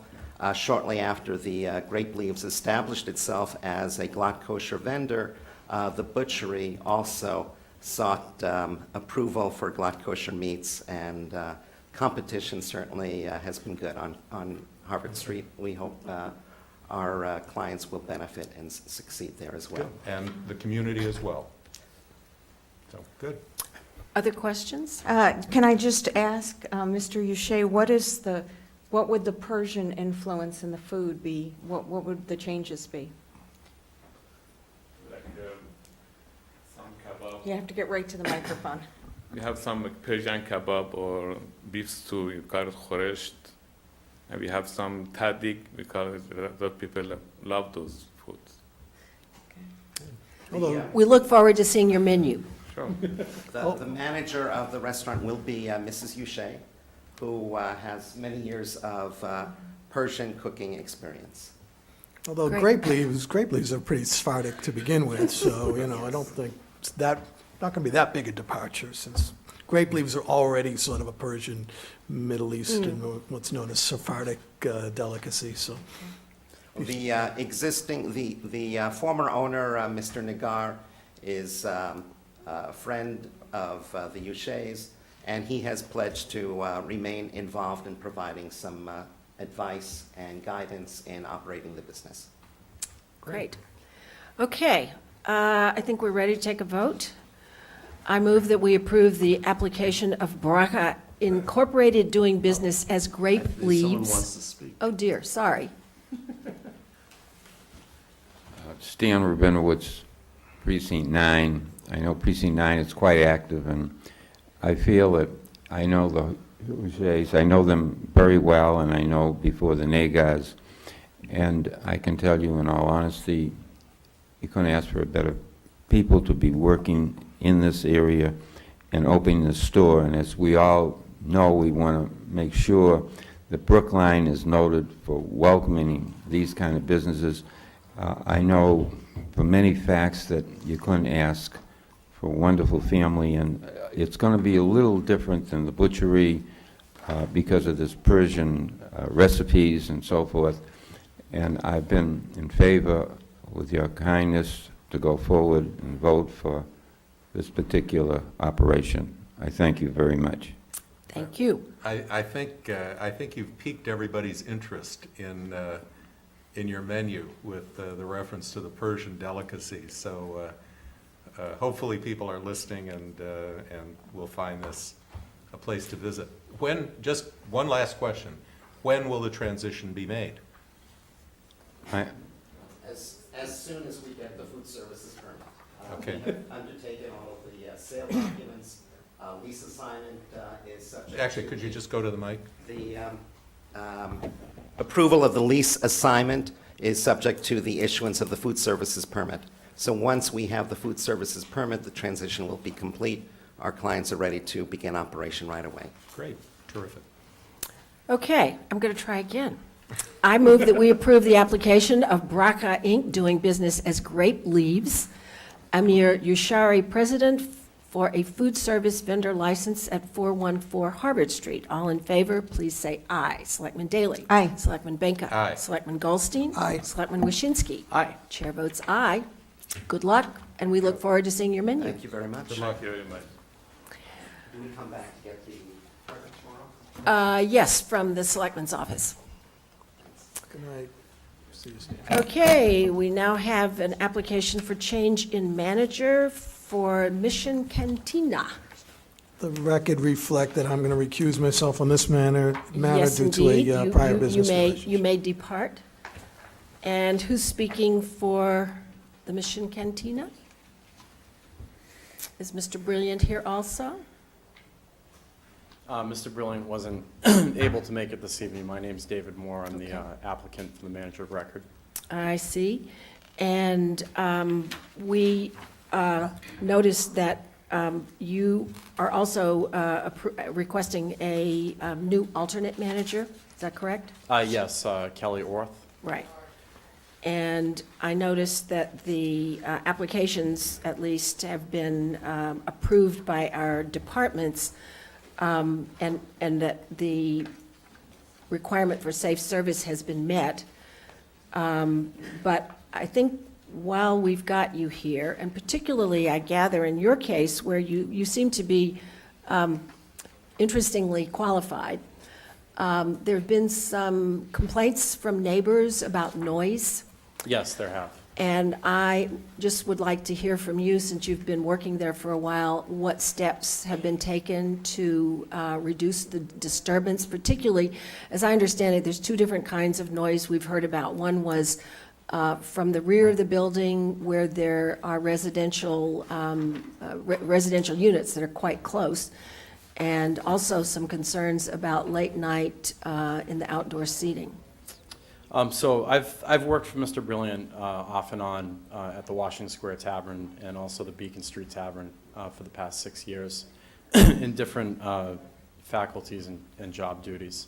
And most recently, I was working for him part-time as a bartender. And in the end of July, his last manager, due to family issues, had to leave quite abruptly, had a baby, and I guess he wasn't prepared for that quite yet. So I took over operationally managing the restaurant the beginning of August, and I didn't really have the freedom to make major operational changes until the beginning of September. The first issue that I wanted to deal with in regards to the noise complaints, which I do understand that there was a new kitchen staff brought in for the Mission Cantina. Right. There was a lot of new staff members brought in, and having the tenure that I had there, I did notice a significant change in the age group and also different ideals of responsibility with this new staff. So the first thing I wanted to try to address in August was with the rear of the building with the operational noises. Excuse me. Since I've taken over, I've had, there was a 5-ton dumpster in the rear of the building that's just like a flat-loaded dumpster that gets picked up off the back of the truck. I've had that replaced with 3 rolling dumpsters, which are much quieter. I've had those moved to the opposite side of the building. I've also instituted policies with all staff members that there's to be no congregating in the back of the building. And unfortunately, between the hours of 10:30 and 11:30 at night, when the main part of the kitchen closes, there's a small part of the kitchen that stays open until 1:30 a.m. To respect our liquor license. The kitchen cleaning is to be done as quietly as possible. And as of last week, I've terminated 15 employees over this policy. So I'm very diligent about the noise issues with my neighbors at 1038 Beacon Street, as that's really the closest residential property to us. There was an unfortunate incident in the end of August where there was a party that was on the patio quite late in the front of the building. And We heard about that one, too. Yes, yes, I'm very well in tune with, I'm very diligent about reaching out to our neighbors, and I've been in touch with quite a few people in the building about their particular issues individually, and I've tried to address as many of them as I can, as best as I can. And the incident in the end of August with the patio, there was some confusion with one of the bartenders, and when the Brookline Police Department showed up for that call, they misinterpreted our liquor license being the hours for the patio. I wanted clarification on that, so I presented myself to Brenda in your office, and she showed me the original permit for the patio from when the Beacon Street Tavern opened in 2006, which I became quickly aware that the operating hours for the patio actually ends at 11 p.m. So, And you should be aware, to some extent, I would say, influenced by this incident, we are incorporating, or we propose to incorporate into our regulations that outdoor seating hours be terminated at 11 p.m. because we're concerned about it. Not just, I want you to understand, it wasn't just this business that we're hearing things. It's other places as well. Yeah. Of course. I mean, even though I'm not from Brookline, I'm very familiar with the community, and I've done my research on outdoor seating and the impacts it has on surrounding neighbors. And as a direct result of that visit with Brenda in the office, I immediately instituted a policy where no patrons are seated on the patio after 10:30, and no patrons are out there any later than 10:55. Patrons don't really understand that, particularly every time, but it's something that I can't stress enough to the board how important it is to me to have good relationships with my neighbors, because I do understand the importance of just, it's a city neighborhood, it's a mixed-use neighborhood. We've certainly been through a lot with the construction projects down there, and with Whole Foods and the yoga studio, there's a lot of... I hope you're feeling some renaissance. we are. There's a lot of vibrance in the neighborhood. I think the block party that Andy Martineau organized was certainly brought out the best in the neighborhood. And I think it's, having been in that neighborhood for 6 years now, working there, I think that it's definitely had a positive impact as far as the development of the neighborhood goes. Great. Well, I certainly hope other members, you want to have an opportunity to ask questions. Selectman Daley? Yeah, I don't know if it's the case in this particular, your particular situation, but I know often one of the complaints with noise at night in the back has to do with putting the empty bottles out, late, and people hear that makes a lot of noise, so I just. So what we've done to mitigate that is we have a delivery area in the basement that is separated from the rest of the building with a steel door.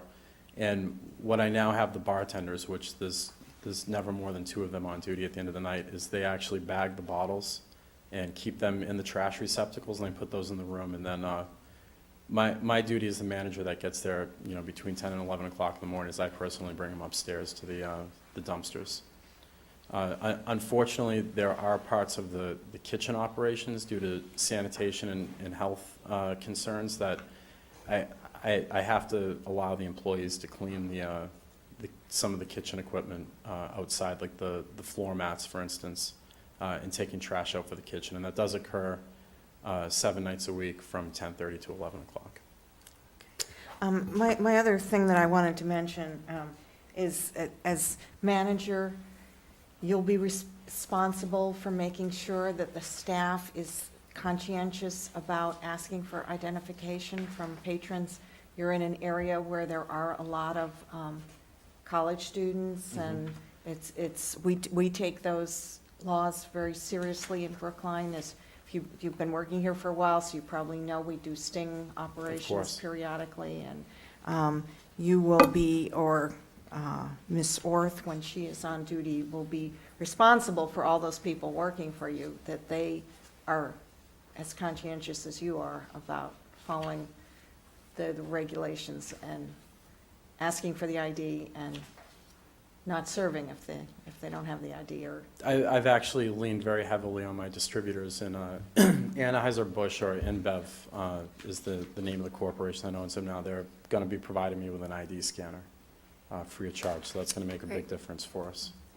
But we'd like to consider ourselves more of a restaurant than as opposed to like a bar, so we don't really promote late night drinking in the establishment as far as college students go. Like between our price points and our general atmosphere, we try to dissuade that type of atmosphere in the restaurant. So, other questions? Selectman Baker? Yeah, this has no implications at all for your appointment as a manager. I'm just curious, do you accept out-of-state driver's licenses? Now, this actually is going to come up later, and I'm wondering whether you do accept out-of-state driver's licenses. we follow the state laws right now, which you can accept a out-of-state driver's license as long as they have a backup ID, photo ID with an age on it. So like ID, a passport, military ID. That's about it. So if somebody just comes in with an out-of-state license and it has a photo on it, is that enough? No, they won't be allowed in the premises unless they have the out-of-state license and a backup identification with a date of birth on it. Okay. And that's just a policy that we've always adhered to there. Because you do have, because of our proximity to BU and Simmons and everything, I've certainly seen my fair share of extremely high-quality fake IDs. It's not like, when I was a teenager in the early 90s, and fake IDs consisted of a 4x8 sheet of plywood that you'd have your picture taken behind and laminated. It's definitely a lot more high-tech now, so they're a lot harder to detect. That's why we like to have different layers of security on that. And the scanner that you're getting from InBev, what is that? It's permit you to a infrared scanner. It's also a barcode scanner, so it scans the barcode, which I believe it's 49 states now have these barcodes on the back that give you a validation of the ID itself. And it also has an infrared scanner on it that checks the authenticity of the hologram. Interesting. Yeah, they use that at the airport. Yeah, okay. So, any other questions? I will just. Thank you for that. 'Cause Yeah. that Sure. was interesting information. And of interest to us, because we are, in fact, dealing with the question of what is acceptable identification for our own licensing matters. Thought I'd get somebody in the field. to find out. Right. And I think it's only fair to comment that Mr. Moore is, I think, unusually qualified as a trained medical officer, and also has experience in a fire department. So you presumably will be able to meet our requirement for a crowd manager should there be an emergency exodus required, which is another part of the town's regulations. Correct. I did already, it's posted on the wall at the restaurant. I did already go through my Department of Fire Services crowd manager training, so. Good. Need to know where the doors are. All right. Other questions for Mr. Moore? Look forward to not hearing any more complaints, but I will As do say. I. Yes, and I would say, Somebody wants to speak. okay, there's somebody who wants to speak. All right, hang on. This is not really a public hearing, but I suppose we'll allow it. Come on forward. I'm just pleased to hear that you're taking steps. Sure. We'll look forward to not hearing anything in the future. Please identify yourself. Hi, yes, Joel Feingold, I'm a resident at 1038. The abutter. I'm an abutter, yes, and thank you very much. I was very gratified to hear you say that the Selectmen and the town is considering a more formal outdoor cafe bylaw, because I think that that's very important going forward, that there's a degree of clarity on this which did not exist before. The fact that there wasn't the clarity caused a lot of stress with abutters, and what had been a very good relationship became terribly strained. Dave and I have patched that up, and things are cordial again, and it's as it should be. After 3 years of, oh my gosh, almost a war zone with the sewer separation project, it's really a delight to live in the neighborhood again. I can only speak for myself, not for the association or other abutters, but I think that the feeling is very strong that we live in the neighborhood because we love the vibrancy of the businesses, we love the outdoor cafes, but we were also very attached to the fact that at about 10 or 10:30 at night, it gets pretty darn quiet again. Even at the bars down the street, like in Boston, the Atua Nua and the Irish bar, O'Leary's on our street, you don't have crowds of people falling out of the bars and screaming and yelling. We get that after Red Sox playoff wins, but that's perfectly okay once or twice a year. So I guess what I'm saying is I very much support the cafes up until about 10:30 at night, and it's really important to the neighborhood that it's real quiet after that. And however that 11 o'clock can be achieved, I wouldn't want to micromanage it. I wouldn't want to say, oh, you have to stop serving at 10 or you have to stop at 10:59. However the establishments are able to accomplish it is okay with me. But I just wanted to reiterate that, and thank you very much for your attention on this one. Well, I have to say, we are delighted to see the number of outdoor eating opportunities that have happened over the last couple of years. I fear it's got to do with global warming, but nonetheless, and we think it should be pleasant for everybody, the people who are enjoying the outdoors, but also the residents who are neighbors. And it just, we needed, I guess, to be have it drawn to our attention, but we're definitely incorporating it into our regulations now. Thank you very much. And certainly in that block, you have the blessing of the wide sidewalk that really Right. does invite Outdoor seating. Outdoor seating. Oh, yes, and on the opposite side as well. You could see a potential for half a dozen establishments to have outdoor seating Right. from 11 in the morning until 10 or 10:30 at night, which I think would be terrific. But you could also see the potential for it to turn into a Lansdowne Street or a Love Lane, which I think would be bad for Brookline as well as bad for the neighborhood. So, it's got this fantastic benefit on one side, so long as we make sure it doesn't spill over into an area that would be deleterious to, residents both in the immediate vicinity and on the neighboring streets and so on. I'm going to confess, I'm going to have to Google Love Lane. And Newport, Rhode Island. Okay. Very famous. Yeah. Thank you again. We've got All another right. speaker, a couple of speakers. Folks, we really have a lot of agenda. If you have something new to say, you're welcome to come forward, but keep it brief. This particular item is not a public hearing, and we have others that are, but come up.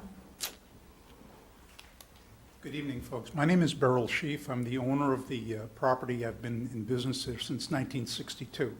I just wanted to bring to the board's attention that David Brilliant and I have gone over the issues that have been going on, and I want to tell the board that I am very hopeful that David Moore has got so much better ability going forward, and I think the board putting him in the position of being the manager is going to be something which will be good for not just the business community, but also for the neighborhood as well.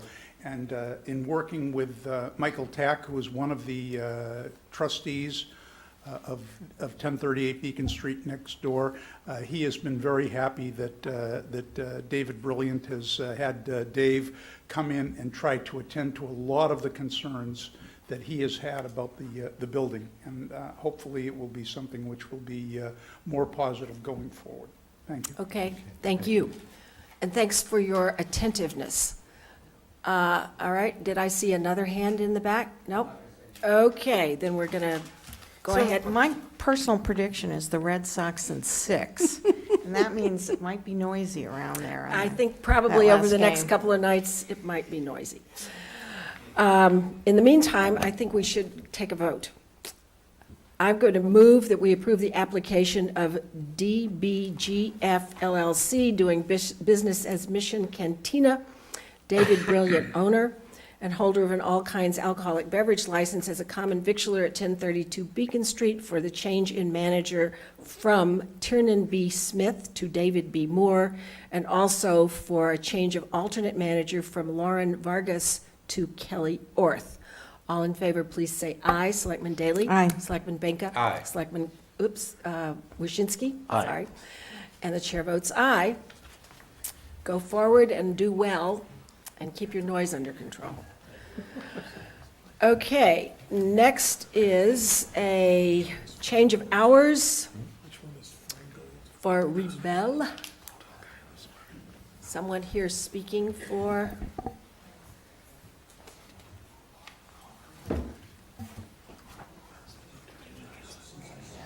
Hello, my Hi name there. is Paul Maslow, and I am the owner of Rebelle Restaurant.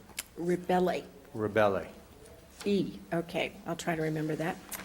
And you are adding lunch hours, is that correct? Brunch. Lunch and brunch. Lunch and brunch, right.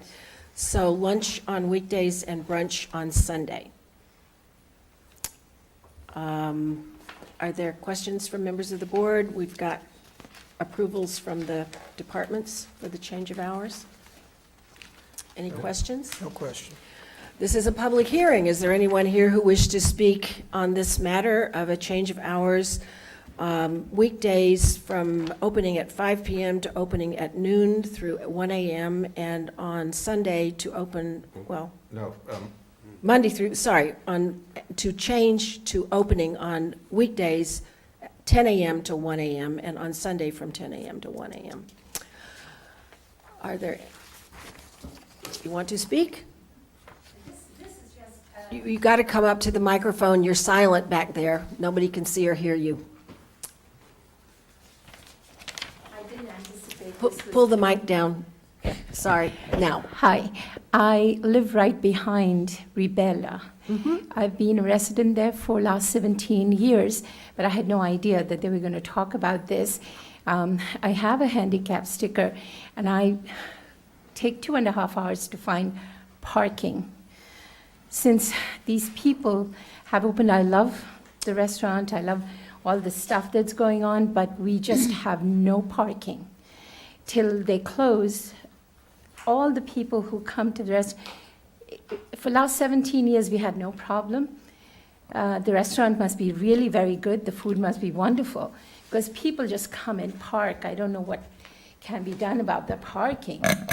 That was my only concern, it just popped up. And I have to circle around, even with a handicap sticker. If you have a handicap sticker, we can perhaps help you with your handicap sticker, but otherwise, we don't have the ability to restrict parking. More than 2 hours, they're always there, and these are people We who can come. ticket people for over parking if they're longer than. So that, You can apply for a Space. handicap parking Yeah, space. right. For by your you, house. with your sticker, you can apply for a handicap spot, okay. which No, you but if should she's- do. But Are you but on Winthrop? It's only I'm for your on car. Garrison, which is right behind. Right. But- And, but- Would she not be able to? Yeah, She- well, Winthrop, she can- it's parking meters down there, so I just wondered if that's the area, but she said It's she's not on the Garrison. parking. But you can have, you can apply to the town's transportation department for a space, a handicapped space, but it would only be limited to your handicapped vehicle and has to be identified as a handicapped It vehicle. would be, and it could, and you may see them around town. They are dedicated handicap spaces in front of individual properties. Yeah. Right. I mean, I have nothing against they being But, there. but to be clear, we can't limit the people parking in the I do understand. metered spots, other than to give them tickets We if don't they have overstay. meters. We don't have meters there, but Yeah. thank you very much. Sure, right. But I would certainly pursue with the transportation department here in Town Hall, the question of a handicap space. Yeah, right. All right, any other comments about this application for change of hours? Then are we ready to take a vote? I move that we approve the application of Kikuman, doing business as Ribelli, for an increase of hours of operations to weekdays, Monday through Saturday, 10 a.m. to 1 a.m., and Sunday, 10 a.m. to 1 a.m. All in favor, please say aye. Selectman Daley? Aye. Selectman Benka? Aye. Selectman Goldstein? Aye. Selectman Waschinsky? Aye. Chair votes aye. Thank you very much. Good luck. Thank you. Okay, we now have a request for inflammables license, parking vehicles with gas in tanks.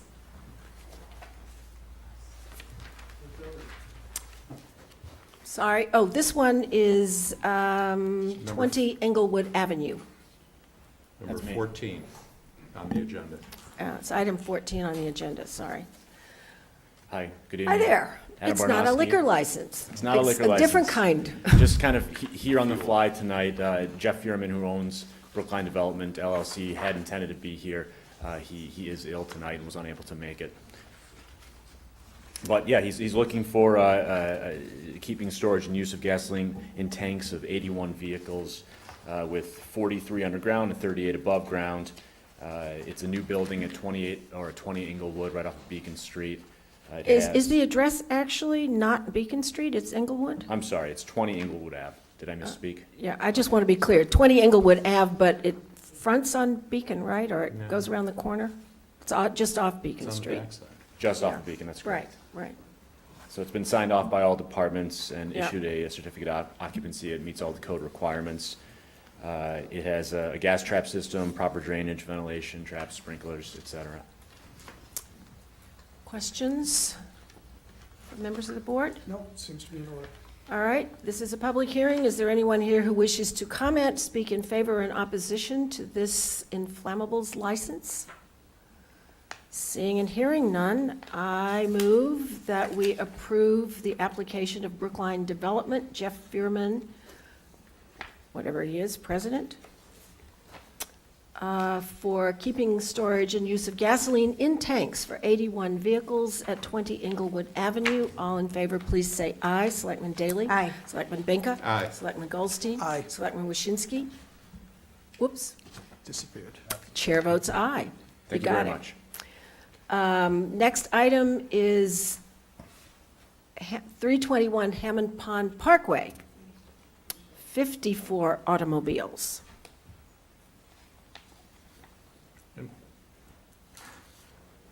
Good evening. My name is Ronald Simons. Yeah. I'm the general contractor for a building that's being built by glen'ln Road LLC, Robert Zucker, manager. And we also have parking. We have 34 cars in the garage. We have 20 cars outside, for a total of 54 cars. The garage is permitted properly. It's sprinkled, has all the ventilation. Right. And we're asking for a license for 54 automobiles. And you have been signed off by the building department and the fire department. So are there any questions for Mr. Simons? Yeah. Just to clarify, you mentioned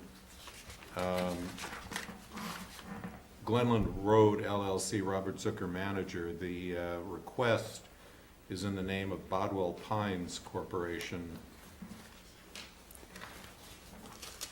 Ronald Simons, president. Oh, that's correct. I'm the contractor, so I had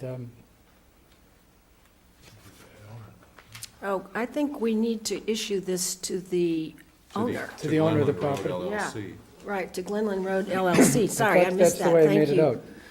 out. Thank you, Selectman Benka. So I think we must take our vote, Unless you're going to own the building. and unless continue you to propose to manage be it. No, I don't want to the own this. future owner. Then I think what we need to Oh, do that's right, I do have it, I'm sorry. is, we'll change it to glen'ln Road LLC, right? Yes. And Robert Zucker, manager. All Correct. right, this is a public hearing. Is there anyone here who wishes to speak or comment on this application? Seeing and hearing none, I'm ready to move approval of the application of glen'ln Road LLC. Got that, Kate? Robert Zucker, manager, for the keeping, storage, and use of gasoline in tanks of 54 automobiles at 321 Hammond Pond Parkway. All in favor, please say aye. Selectman Daley? Aye. Selectman Benka? Aye. Selectman Goldstein? Aye. Selectman Waschinsky? I'm going to abstain. You may since I abstain, wasn't- since I wasn't and the chair votes aye. Thank you You're very much. approved. All right. The next item is a liquor violation hearing with regard to Cafe Japonais. Is there someone here to represent Cafe Japonais? Okay. Good evening. My name is Hiroko Sakan. I own the Japanese bakery. Okay, sorry. We have a form that we have to go through. I just am trying to identify that you're here to represent yourself. Do you have anyone else Yes. speaking for you? I supposed to come with an attorney. First, I was dealing with attorney, wrong attorney in Boston.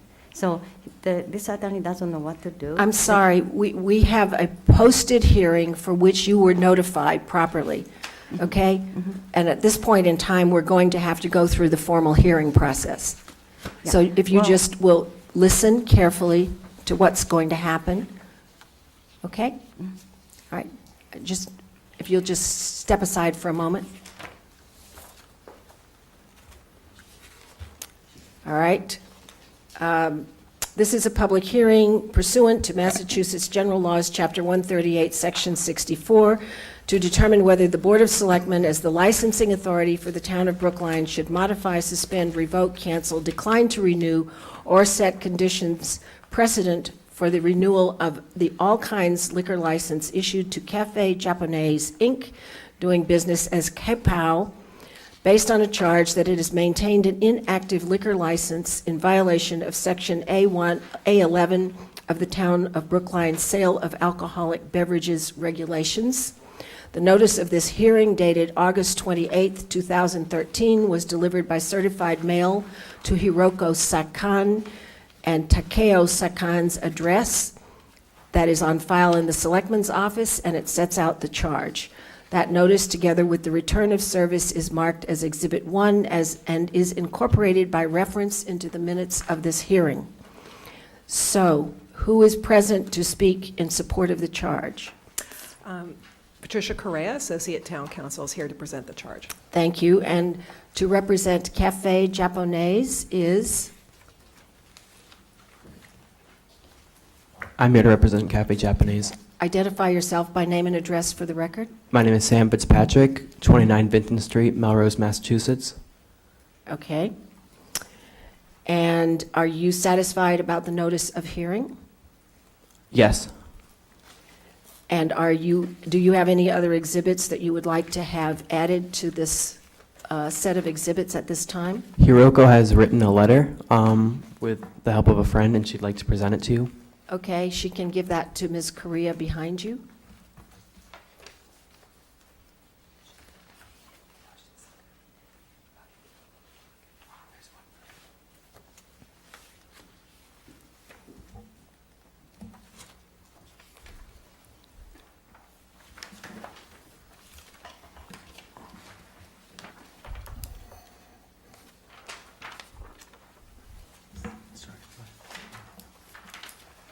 Thank you.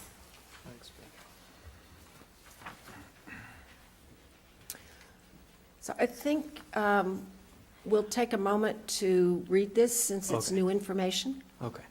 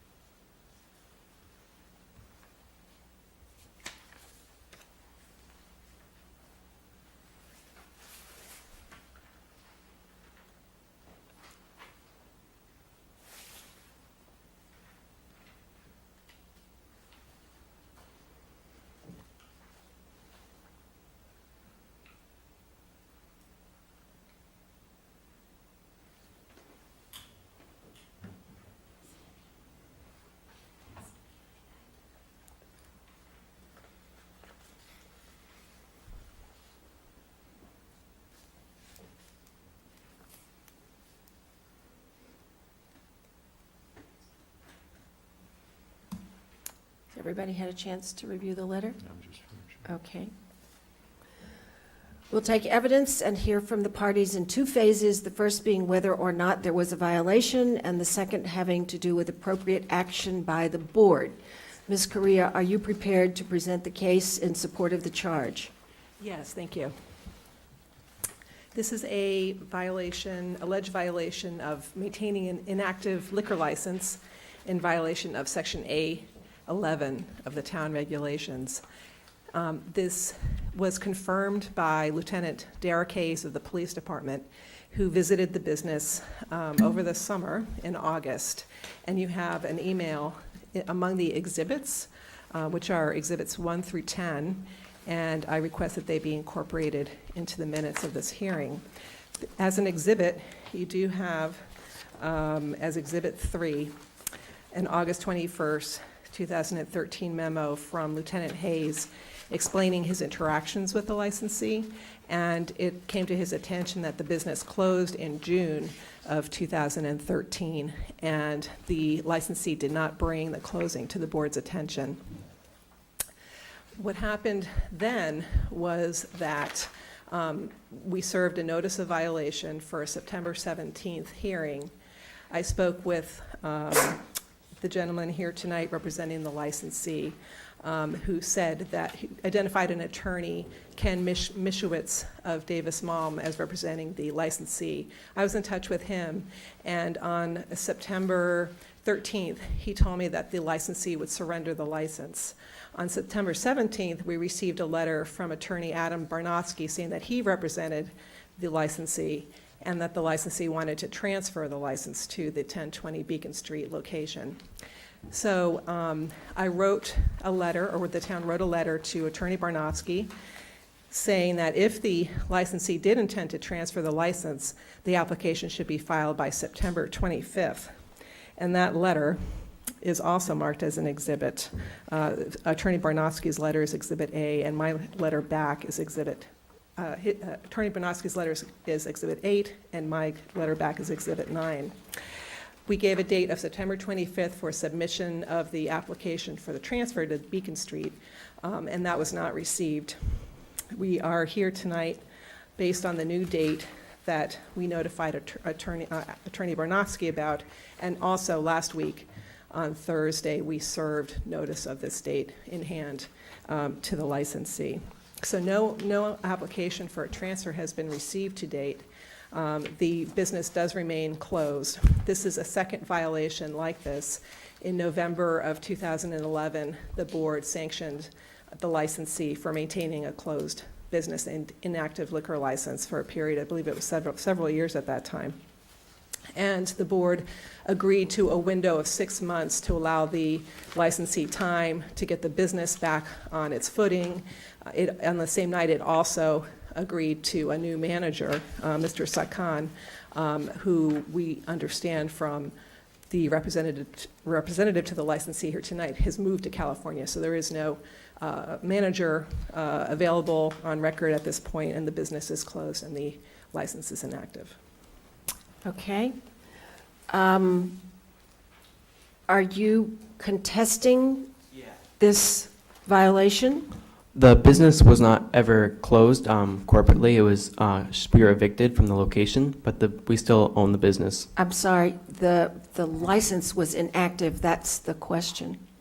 Meaning we were not using the Yes. liquor license? We were using the liquor license up to the last day that we were able to operate the premises until the landlord evicted us. Which was June. Which was in June 15th. Then the next month, we had to relocate our kitchen. We were very busy with that, and we had to completely move the kitchen from 1032 to 1020, and now we want to transfer the liquor license there and reopen a bar. Okay. There's no application, though. There's no application here for a transfer. No, we do not have an application at this time, but we would like an extension to some time to present an application. I would like to point out that there is a significant error in the information provided by Ms. Sakan, which it would help for you to clarify for her. Mhm. She does not own this license. She pays a fee on an annual basis for the privilege of operating a licensed premise. She has no ownership rights in the license. She does not own the license. We issue the license. We have the authority to issue her license. We also have the authority to revoke it. And I do not believe she understands what the status of her license is. She's been twice found not to have complied with our licensing regulations. This is very, very serious. Okay. Can I ask a question? Why wouldn't you just apply for a new license? I mean, this license is inactive as of this date. It's been inactive for several months now. It was inactive a couple of years ago when we first heard about this. If you're going to open a new establishment, just apply for a license again. Yeah, I understand, but Hiroko thought it would be best, rather than applying, than to transfer it. She thought it would be an easier process. And she feels like, since she's had this license for a long time, that she does not want to lose it, and she wants to hold on to the license because she's been making payments every year to maintain it. She pays a fee annually, a modest fee, a very modest fee. She doesn't own the license. It's not hers to sell, but if she had an ongoing business, she could transfer it. She has not applied to transfer it, and twice she's come before us with the same violation. Can I ask Ms. Correa, would you review the prior history of this once more for me? Sure. You have some documents as exhibits that reflect the history. We have Exhibit 5, which is the minutes from the November 22nd, 2011 hearing on the prior violation.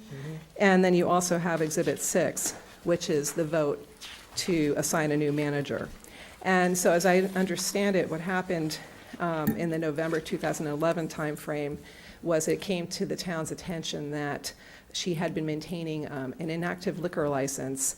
The manager was not available, and she wanted to have her son act as manager, Takeo Sakan. There were some concerns about his background when he initially applied, and later the concerns were lessened as time went on.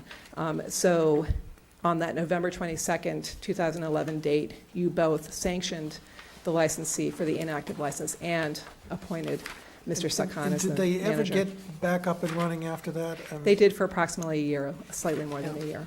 But then lapsed again, or But then went out of but then business lapsed. without But I noticing. just want to establish that they Yeah. actually did, in response to the last violation hearing, they did actually get back up and running at some point.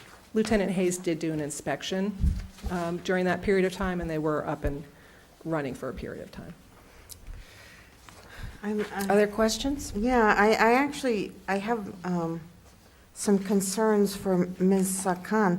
So initially, when they got up and were using the license again, her son, I believe, was running the Commonwealth Avenue establishment. And she's given us a letter saying when she had to go take care of some family emergencies in Japan, that apparently it was no longer her son, it was somebody else running the business who embezzled money from her. Her son was still with the business when she went to Japan, and he was still, a cafe. He was still operating as the manager of the liquor license, but there was someone else managing the business as a whole. Yeah, and He was doing the bakeries was at 1032 Cafe, so he was baking in the morning. So he was, that's why he was still allowed to do the liquor license stuff, because he was always there. When the other manager was usually at 1020 Beacon Street, because that's where our headquarters is. Is it Mr. Fitzpatrick or Fitzgerald? Yeah, it's Fitzpatrick. Okay, Mr. Fitzpatrick, the report of Lieutenant Hayes indicates that he made a visit on March 25th of 2013. They were still open and selling alcohol. He was informed that the current manager had stopped working at the business. I take it that was the son had stopped? What was the date? March of 2013? Yeah, the son did not leave until, I think, mid-August. He left, and that was after that we were evicted from the location. Well, you were, But there was you no- were evicted, you said you were evicted in June. Yeah. So, did you mean he left in mid-April? No, mid-August Of what year? this year, 2013. But you were evicted before that? Yes. He was operating. All right. When our police officer came to the premises, he was not present and was not identified. It was identified that he was no longer managing. I don't know To the who. police I don't officer. know who identified Well, that. but- clearly he didn't, so, because he wasn't there. The manager is supposed to be on the premises. Someone spoke, someone who was present on the premises said he was not there. He wasn't there. I'm not denying that he wasn't there, but I'm saying he was still with the business and he was still But the there liquor was no license manager. manager. My point to you is a manager is required to be on the premises. If you have the liquor, if you're the manager under the liquor license, you're supposed to be at that establishment, not at headquarters. Or a bakery or somewhere else.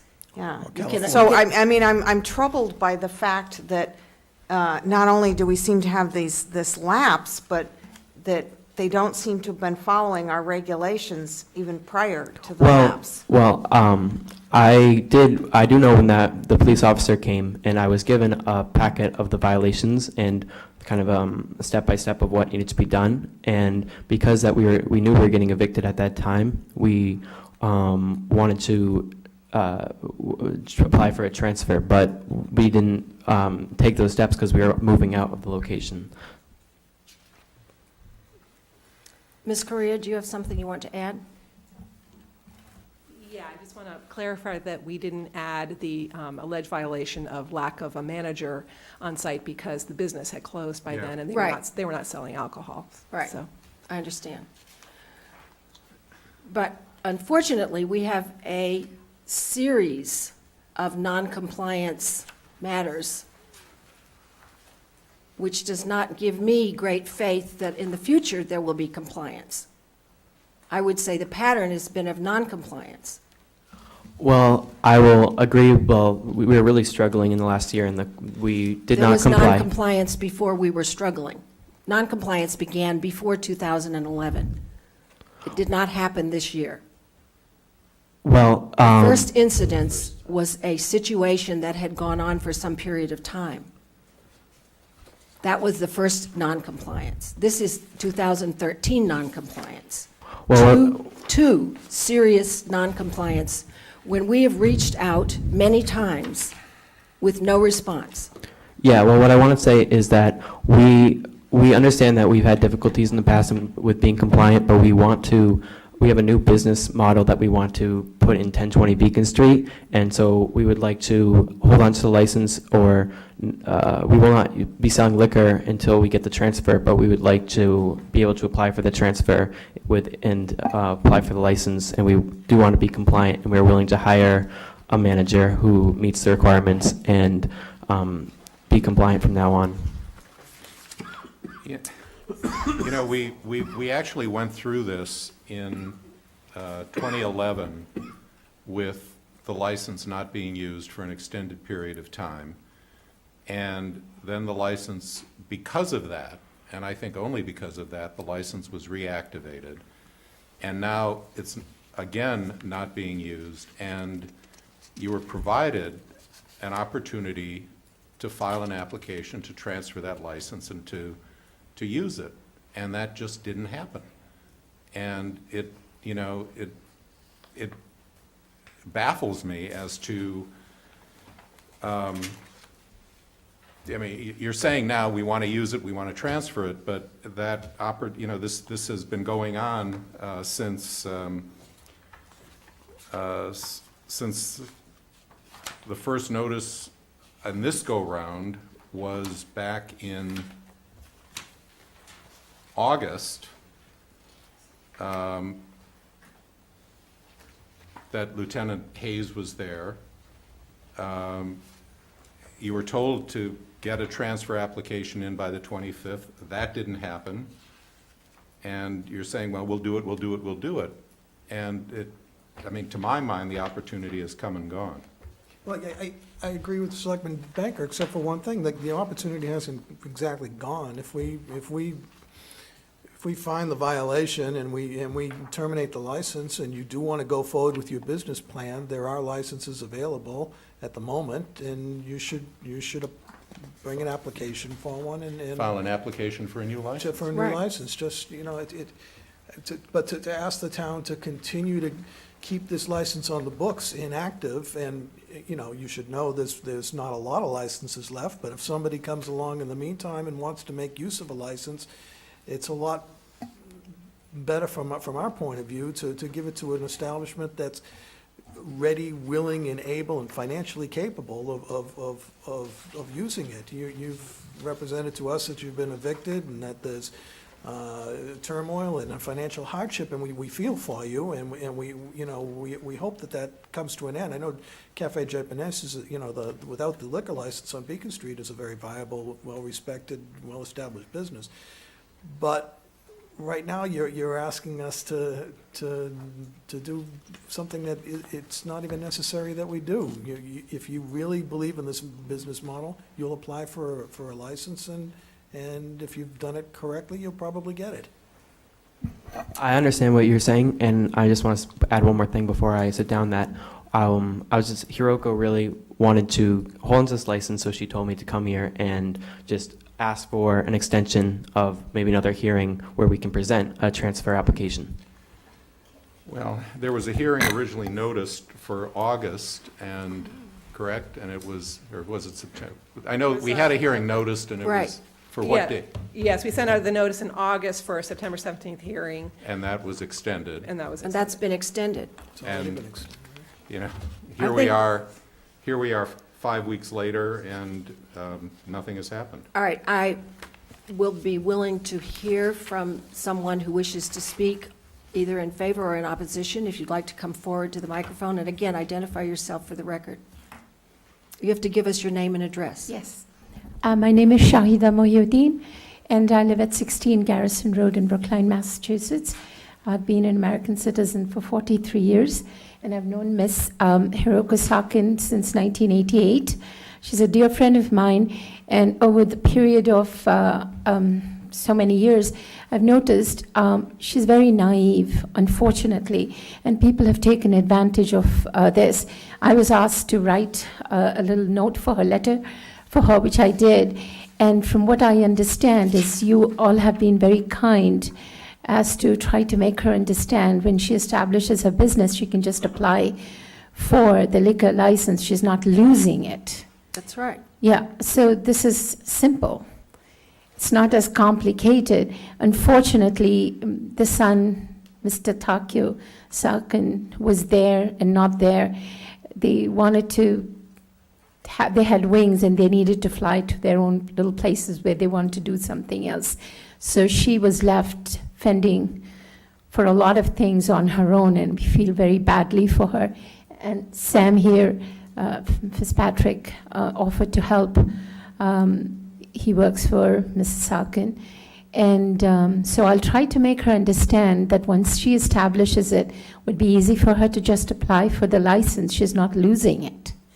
Am I right? Well, in honesty, she is losing it, but she would be qualified to apply for another one if she has an ongoing operation which would be in compliance with the regulations. And the question then would be, is it in the public interest? You know, she would face the same scrutiny that a applicant for a new license would face. Is it a viable business? Is it something that is in the public interest? There is obviously a history here. Right, and I just want to be very clear, what she seems to really not understand is that she does not have ownership rights of the license. Right. It's something that is issued under the authority of the Board of Selectmen, and you could argue it's a privilege to have it. And people who have these licenses are expected to follow the regulations. And sadly, in this case, we have a very unfortunate history of not following the regulations. See, unfortunately, she relied on people who understand and read, and she's extremely hardworking. She raised 3 children, and she's done an immeasurable amount of work, and her bakery is amazing. Yes, The we food she does. agree with that. We do agree with that. Yeah, and We're all fans of the bakery. Yep, I gained 100 pounds. I blame her for it. But Well, the thing is, so- is the license in question is a beer and wine? I think it was in all kinds. It's in all kinds. It's all See, there kinds. are not any others. So once she gives this one up, somebody would snap it up, and I don't think there are any others, all kinds. I don't know the answer to that. We usually do what we have. I think, actually, we have lots more all kinds than beer and wine. What Oh, we do really? is we issue all kinds restricted to beer and wine because we have more of them than we do beer and wine licenses. Don't ask. I think we do too, but let's Okay, so you think underscore we're the point relevant. for you. We're down to 2 or 3 licenses right now. You know, if there's a sudden rush on those licenses, I can't guarantee that there will be a license available for her. But by that same token, it's unfair to hold this one, you know, up right now while you sort of sort out what the future of the business is, because you've had every opportunity, or she's had every opportunity to come up with the new plan and bring it to us, and it really should have been presented to us tonight, if not in September, if not when the last business closed. So, one more thing I want to underscore for her too is, if she's thinking that what she is trying to do is hold this license so that she can sell it to someone, there's no market for that No, right she's now. not. Because there are licenses available, there's no ability to Oh, sell the no. license. This is her baby. She just wants to enhance it. She has no intention of There's a selling. fair chance that she can get her baby back if, or get a new baby that's exactly like the old baby, as long as she comes up with a good, solid plan and does things in the solid, professional manner that we see for our other liquor licensees in town. No, but to be fair, I think we would have questions. As I say, I'm a customer of the bakeries when I can get a parking space down there. But it is a very small location, and I think we would have questions when we don't have too many licenses available. Is this the best use of a license? Is that likely to be a successful model in a place where you're probably going to have, 4 or 5 seats, to... The proposed location, just to be clear, that she has mentioned, I believe I'm correct about this, is also on Commonwealth Avenue, right? No, it's the bakery No, on she wants to Beacon Street. take it to the Beacon Street 1020 address. Beacon. Oh, okay. 1020 Beacon is the one that's mentioned. She wants to remodel it, she said. And I believe there are 24 seats there. Okay, well, whatever number of seats there are, it's still not, it would have to go through. I'm not prejudging that Yeah, application. right. And when we No, but say- I think- But I think she should hear us loud and clear that so far she's been, managing things, and I know there's been hardships, but she's been managing things not up to the same standards that we expect of our other licensees. So if she's serious about it, she'll retool, she'll rethink it, she'll talk to an attorney probably, she'll maybe try and find a real manager somebody who she knows she can depend on, and come to us with a real application like we get from the rest of the licensees in town. What are her time limits and chances? Well, if we revoke this license, she can come back anytime she likes.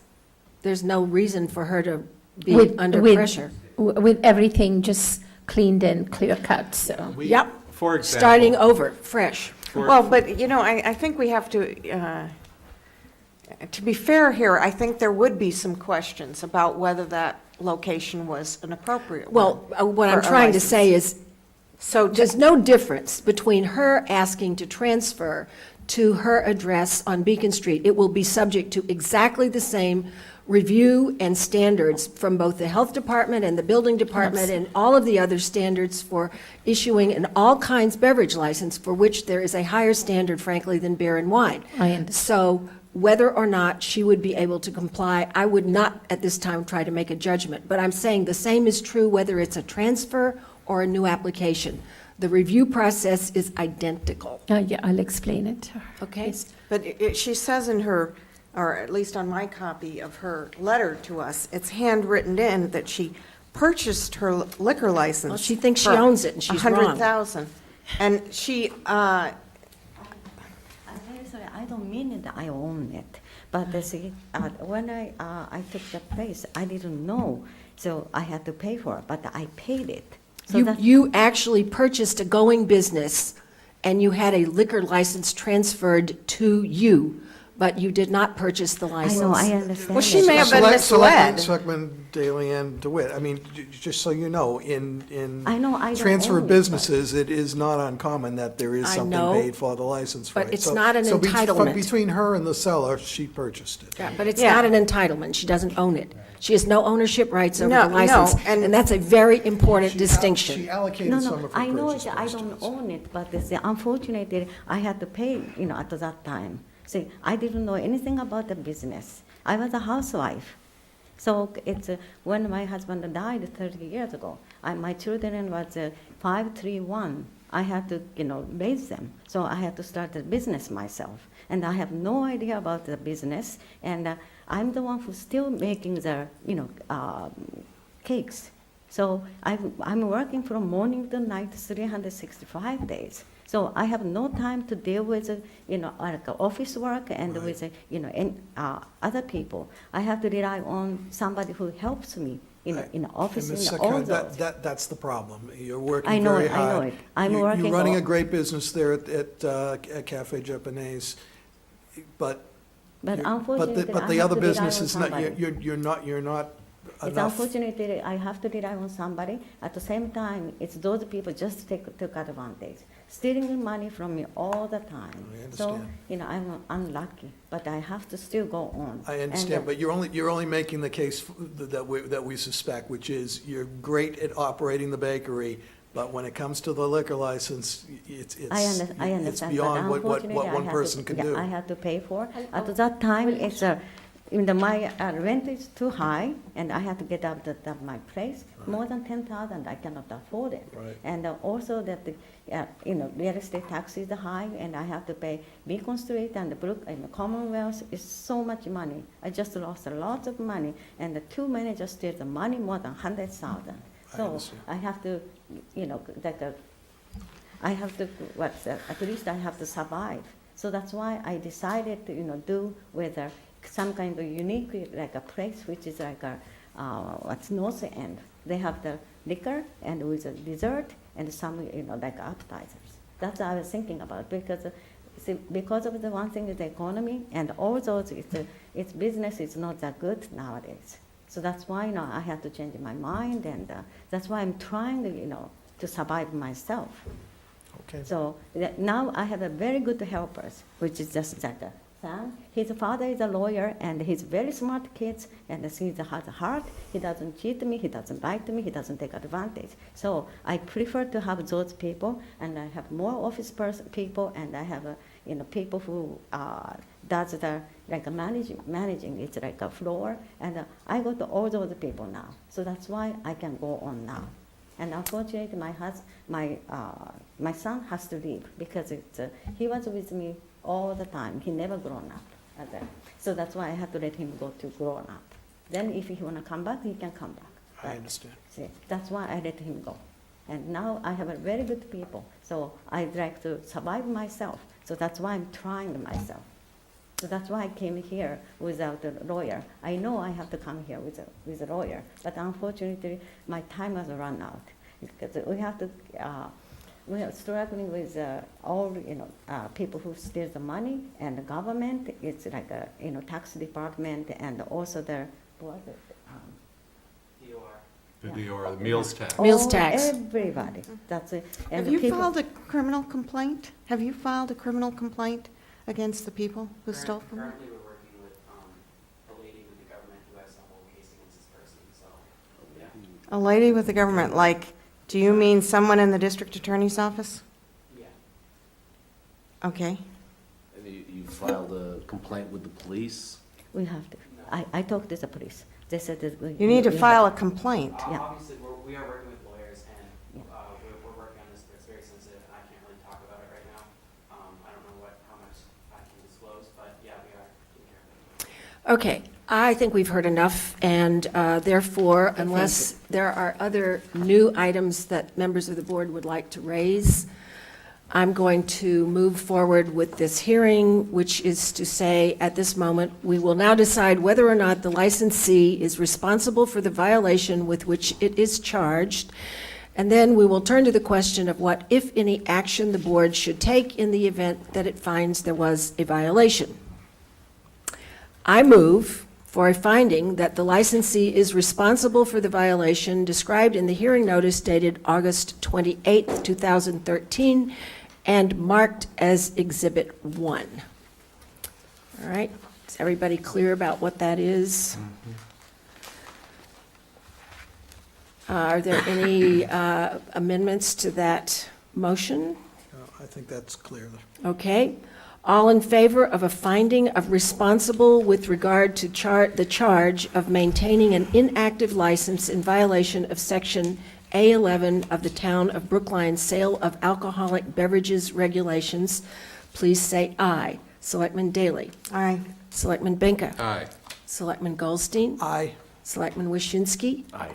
Chair votes aye. And now we come to the question of a recommendation for action by the board. Ms. Correa, do you want to make a recommendation?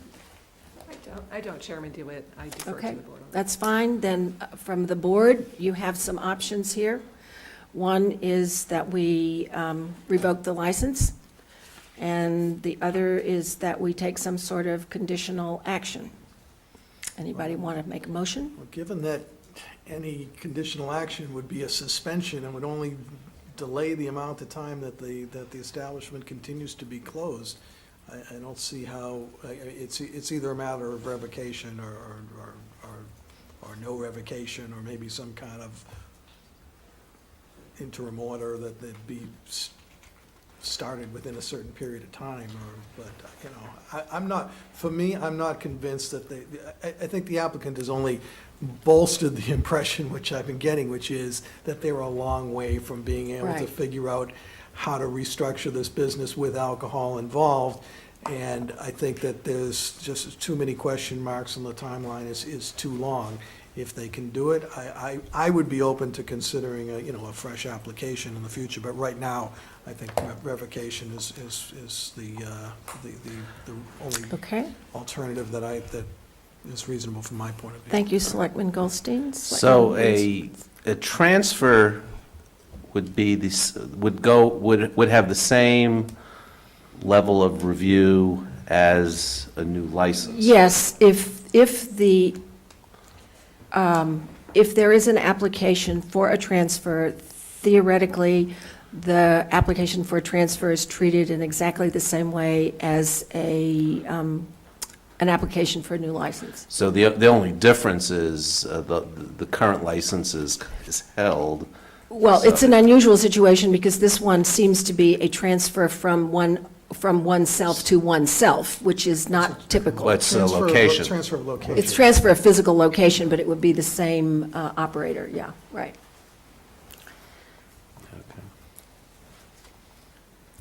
Okay. This has been a very nice business in Brookline for many years. I'd like to give her a couple of weeks to see if she could put something together.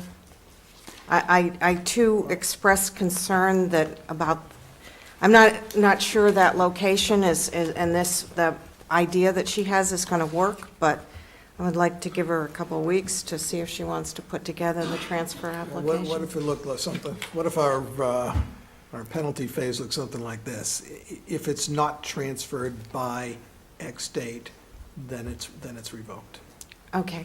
How about this? How about this? Because there's a kind of date certain thing we can do. We can move to not renew, which is to say she's got until the December 31st, is that right, for non-renewal?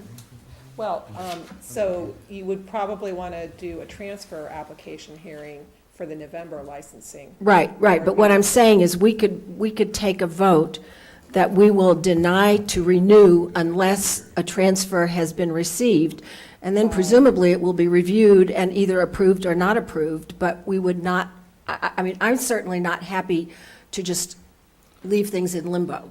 So this is what I would suggest. Patty Parks would be able to calculate the specific date by which you would need a transfer application to entertain it at the November hearing. It's Right. probably not going to be a couple of weeks. It's probably going to be shorter than that. Okay. Because there are notices that have to go to the town. Right, I know, center. there's all kinds of formal So- steps that we have to take. You could vote tonight that she must submit her transfer application by a date That would make her eligible that to be will- heard in November. that we will notify, that I will notify her of. Right. Could we accomplish that by Maybe- simply continuing this hearing to the November licensing hearing? And we could see where things are at that point. If the application has not been filed with all of the necessary information, then we could go to the penalty phase right away here. Yeah, she would need to get, I don't know, again, offhand, what the date would be that Patty Parks would need the application, but there is a date, there is going to be a deadline. There was a deadline for this hearing of September 25th. That's almost a month in advance. So there really is a very short window of time. So maybe we should make it December then. No, because you're then running up to the renewals deadline. You can't do Yeah. that. I mean, I absolutely will not continue to carry this on beyond December 31st, personally. I will not vote for that. I'll But vote no. Would you continue this hearing?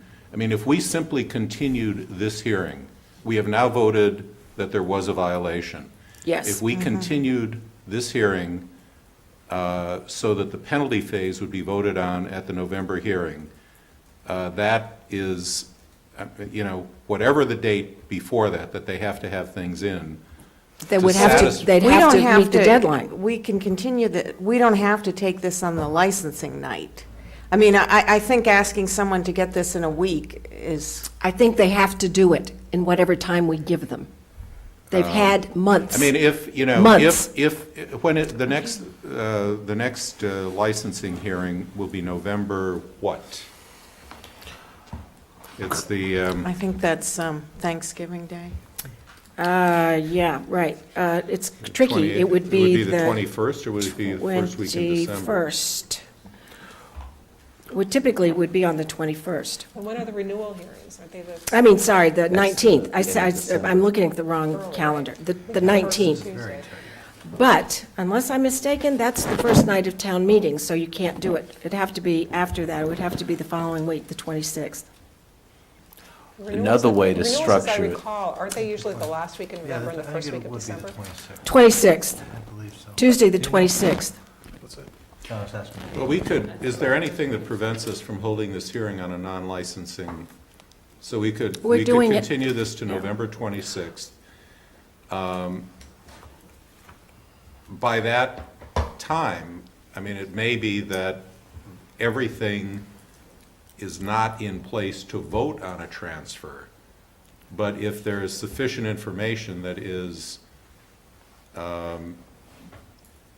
before us, you know, if they have plans, if they have the necessary information that we could make the determination, even if that hearing might be the week after or 2 weeks after, we could, I guess, continue this again. But I agree with the chair. I'm not inclined to kind of put this off to December. I'm inclined to, you know, bring them back and see what's happened. And, yeah, and then, I mean, the renewals would be right on the I was heels going to of say, that. the real critical deadline here is non-renewal. Yeah, and that is, those votes are going to happen in December. In December. Yeah, so we've Right. got to have this resolved one way or the So, other. well, what if we just said, unless the license is transferred to a new location, a new owner, and new manager is appointed, by the time that the 2014 renewals are Voted? are voted, then this will not be renewed. And it's up to them to figure out how. That actually is kind of a form that I think Ms. Correa had suggested earlier to me. Is that not right? That we take a motion that we deny renewal unless the license has been transferred by the deadline for renewals for 2014? Yes, which would probably put the application deadline probably in early Right. November, I would Well, think. that'll be up to Or them. late In October. Right. fact, Okay. that will force them to hire an attorney. Yeah, Right. okay. It also, I like that because it gives them a little more time, and it also, if they don't get the transfer application in, Okay, well, here's a motion. we're not spending time. I have a motion, okay? Just listen to this. I move that the board deny renewal of the license for 2014 in the event that the licensee does not activate the license or obtain Board of Selectmen approval for the transfer of the license to a new location by December 31st, 2013. Makes it very clear if it's not completed by December of 2013, we will not renew the license. So when, just to try to wrap some dates around this, when would we have to vote a transfer? Probably December. I mean, I think- if the date is December 31st, you will have already voted the renewal by then. Yeah, we'll because do that's it. Usually in early December, like by the 15th, I would think. 17th, I think, is. Yeah, I think it would be the 17th. We're not going to be meeting on December 24th, I virtually I guarantee think probably you. not. Or the 31st. No, it'll be the 17th. You can meet without me. So, and I suspect that license renewals would come up on December 17th also. Oh, that's what we said. That's Yeah. it. That would be the They're usually date. 2 days, aren't they usually 2 different Tuesdays It could, to get through all of them? well, no, I don't think so. We do in bulk. She does it Christmas, kids. So, You want to try this? I think your motion is entirely You want appropriate. to say it again? Motion that the board deny renewal of the license, this license. I'm not even going to go back and identify whose license it is. Deny renewal of the license for 2014 in the event that the licensee does not activate the license or obtain Board of Selectmen approval for the transfer of the license to a new location by December 31st, 2013. Okay, let me ask a question Why do to you Ms. say Correa. activate the license? Because they don't have Because that other We're location. denying it now. Because we're, then you could say transfer. Yeah, I mean, think just the transfer part, because they don't But have it's the, active. Well, they I don't mean, have we've. the other no, no. location, so. Well, they have. the They other- have a location. The license is not for Beacon Street. The license is for Commonwealth Avenue. So what they would do is transfer it from Commonwealth Avenue to Beacon Street. That's a transfer. Right, I'm agreeing with you on the transfer part. I'm saying, why are you saying activate or transfer? Then take They can't- activate out if you want to. That's Well, fine. I mean, it kind of suggests that there's an option that I don't think is They there. went back into the place they were vacating. Theoretically. All right, so Okay. let's take out activate and just say does not obtain Board of Selectmen's approval, okay, for a Okay. transfer. And the transfer, just to be clear, involves more than coming in and saying, I'd really like to transfer this No, license. you got to go through the formal process. Fill out the applications, have all the certifications in place, and done. Do you By the want- deadlines. You're not Do you going to want to have, set a deadline for that? No, no, Let that- that's but something I- that can be, But I would add that a new manager and be. and- well, that would be presumably a requirement of a transfer. Yeah. We would not approve a transfer without a qualified manager. I would underscore that point by putting yeah. that right. You would have to do this immediately. There really is probably only a couple of weeks before you would start hitting the deadlines to get this done. So it doesn't give you much time, but we're trying to give you a little bit of a break here. And you would have to actually figure out what you're doing and figure out who would be a qualified manager. And have, you know, what we have generally are business plans and floor plans showing where the Well, it's going to have to go facilities through are. the building department, the Yeah, health I mean, it's- department. This. But in fairness. And, you know, we have certainly denied requests for licenses where individuals have had a dream or a vision, and they've said, you know, we're going to be getting this additional property and so forth. We do not grant licenses in those cases. So simply coming in with what you've come in with here, saying, I have a plan to have a cafe like cafes in the North End is not the packet that will get you where you need to get. Now, I do have a question. We are talking about denying renewal of the license if. Aren't we really also revoking the license and If you revoke denying- it, she can't apply for a transfer. No, well, we're. Legally, it's the we're- same- it's the we're- same effect. We're revoking it if this does not happen? Yes. A non-renewal is. Non-renewal is So revoking. you don't need the revoke in there? I don't think so. We deny. What we're doing is basically giving the applicant until December 31st to come in with a viable transfer proposal by December 31st. Otherwise, the license will not be renewed, which is equal to being revoked. I think you'd have to actually approve the renewal before December 31st. Yeah, Right, that's what right. That's what I was saying, that's what I was trying to point out. Right, I think we were saying the deadline, the real number here is probably December 17th. Could I ask you to read the language again? Okay, I'm going to read it with two modifications now. Motion that the board deny renewal of the license for 2014 in the event that the licensee does not obtain Board of Selectmen approval for the transfer of the license with a qualified manager to a new location by December 31st, 2013. What is by December 31st? Does that it requires our approval by then? Yes, and Okay. unless I'm mistaken, Ms. Correa, correct me on this. I mean, we could have the transfer application before us and take a vote on it at the last possible moment in December, whatever our last meeting is, having nothing to do with the non-renewal of other licenses. We could hold it. Yeah, but the last meeting Whatever the is last going to date be is. December 17th, because after that is Christmas Eve, and the one after that is New Year's Eve. and I don't think we're meeting on New Year's Eve. Okay, all right, so you're right. So the last possible real date for this is December 17th. For us to take a Because that's vote. the last meeting we'll hold in the year 2013. But you should understand, even though we're talking about December, you really only have a couple of weeks to get all this together. And if you want to change it to December 17th, I don't have any objection to that if it's misleading. Yeah, No, I- it's okay. I I think. suppose the board could choose to hold a special meeting, but it's not likely. as a It seems practical matter. unlikely. Okay, so do you want to make this December 17th? Yeah.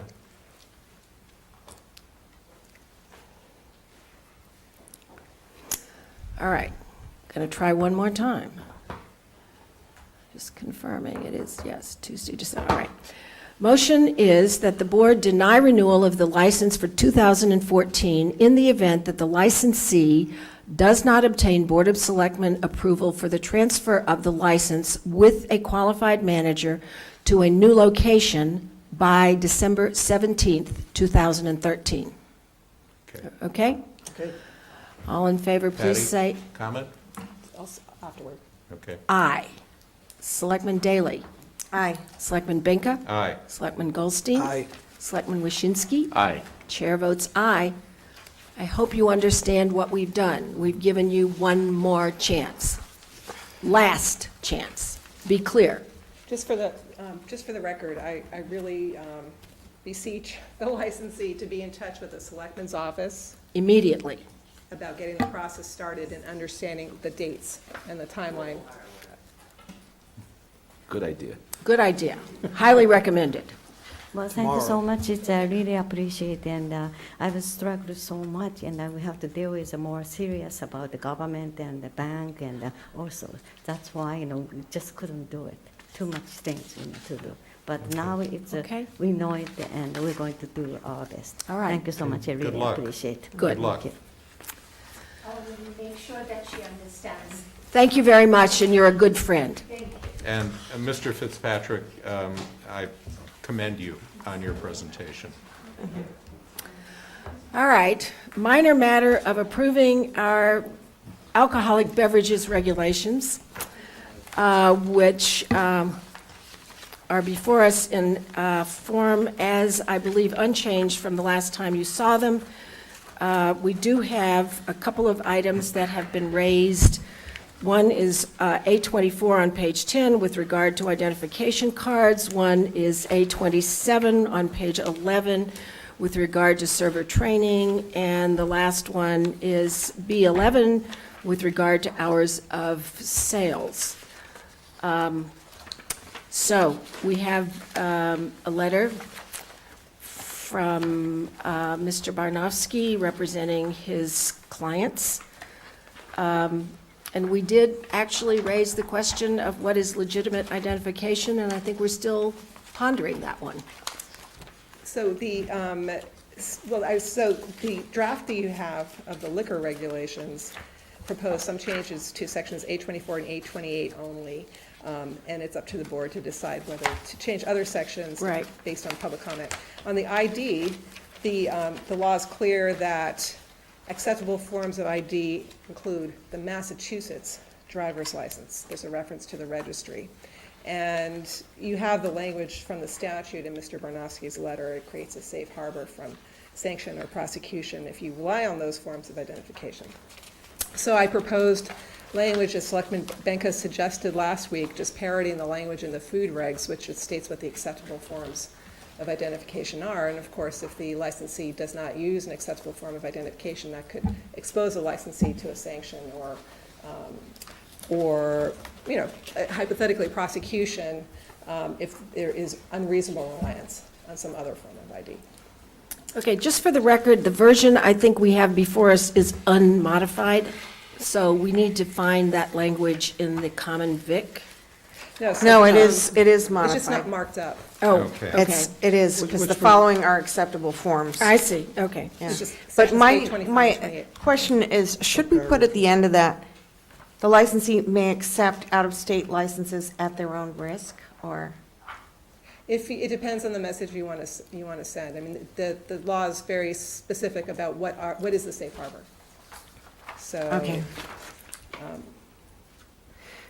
So, but the language now doesn't preclude them from taking the out-of-state licenses. It's just saying, So it takes them out of the safe harbor, and they assume the risk if they unreasonably rely on another form of identification. Well, I have to say, we did hear from one manager, he's pretty vigilant about making sure that he doesn't take not accepted forms because of the proliferation of forgeries. Yeah, but he said he took out-of-state licenses if they had a second identification with a right, picture. Right. Which basically, and he And mentioned, That gets you back to one of these. he mentioned a passport or a military identification card Yeah. But those are with a picture and a date of birth, which are actually mentioned in here. in the, in 13834B. So, Yeah. you know, effectively, he's taking Right. the passport or the military ID.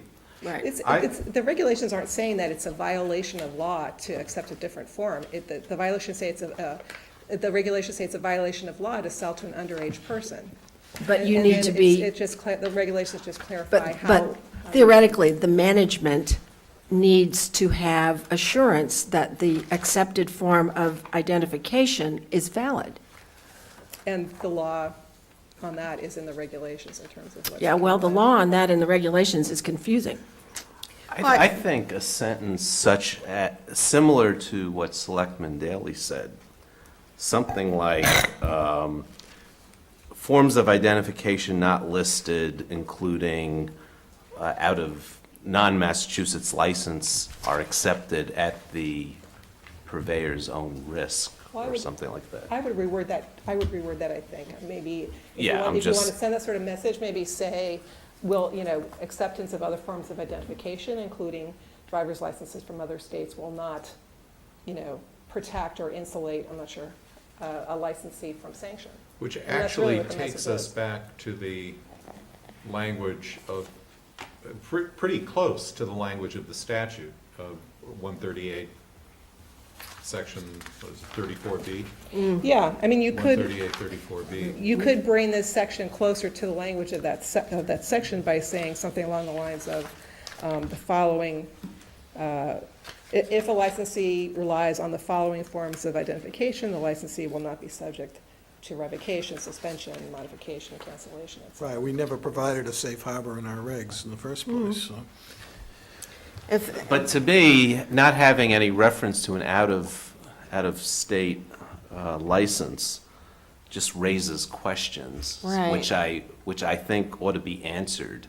I think we have a lot of people coming to town either to, I suppose if they're visiting their kids at college, they probably don't get carded because they look older, but, friends, I mean, we have along Beacon Street, we have many sort of 20-something people living there, and they'll have friends in from out of town, and sort of, I just feel like, I guess we had Michigan driver's licenses, and now we're going to have Missouri driver's licenses in town. But you feel like what? So, I mean, Oh. we're not saying, as. maybe it would be for the best then, if we keep them deny, out. if we deny those. We're St. saying Louis people explicitly, any, if the purveyor accepts the New York license or whatever, they can accept it, but they're accepting risk. Right, yeah. And That's what I would like to say. But I do like that, saying that all the St. Louis fans can't drink here. But we haven't. I don't think you want to say We haven't that. provided for the safe harbor that using the. So we're explicitly saying, if you accept this, you're not in the safe harbor. We're explicitly saying. But first, we have to provide for the safe harbor then. Well, we're not, I mean, the state provides for the safe harbor. Okay, but to say.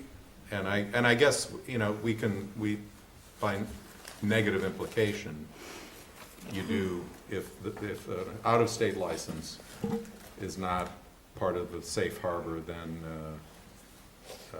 these are, and you say these are acceptable forms, but you want to make the safe harbor more clear. I want to make the safe harbor clear, if you're gonna. How about a version of what's in the statute? You could Right. say, any licensee who reasonably relies on the following forms of identification shall not be subject to modification, suspension, revocation, or cancellation of a license. Right, and then a sentence at the end, if you accept identification not in this list, including out-of-state licenses, you do so at your own risk, or with better words. Do you want to put in a special thing for New York licenses? Of course. I mean, it's really a question of reasonable reliance, I guess. So Yeah. I think you want to be really, Yeah, There has to be what something we that's actually, strong. all kidding aside, what we heard today was that, That wasn't a scientific sample. no, but you heard from an experienced manager that out-of-state licenses are something that raise a degree of risk. Right. And he requires that they be verified with, he mentioned a couple of This documents barcode stuff, that are in the state statute, a passport or a military identification.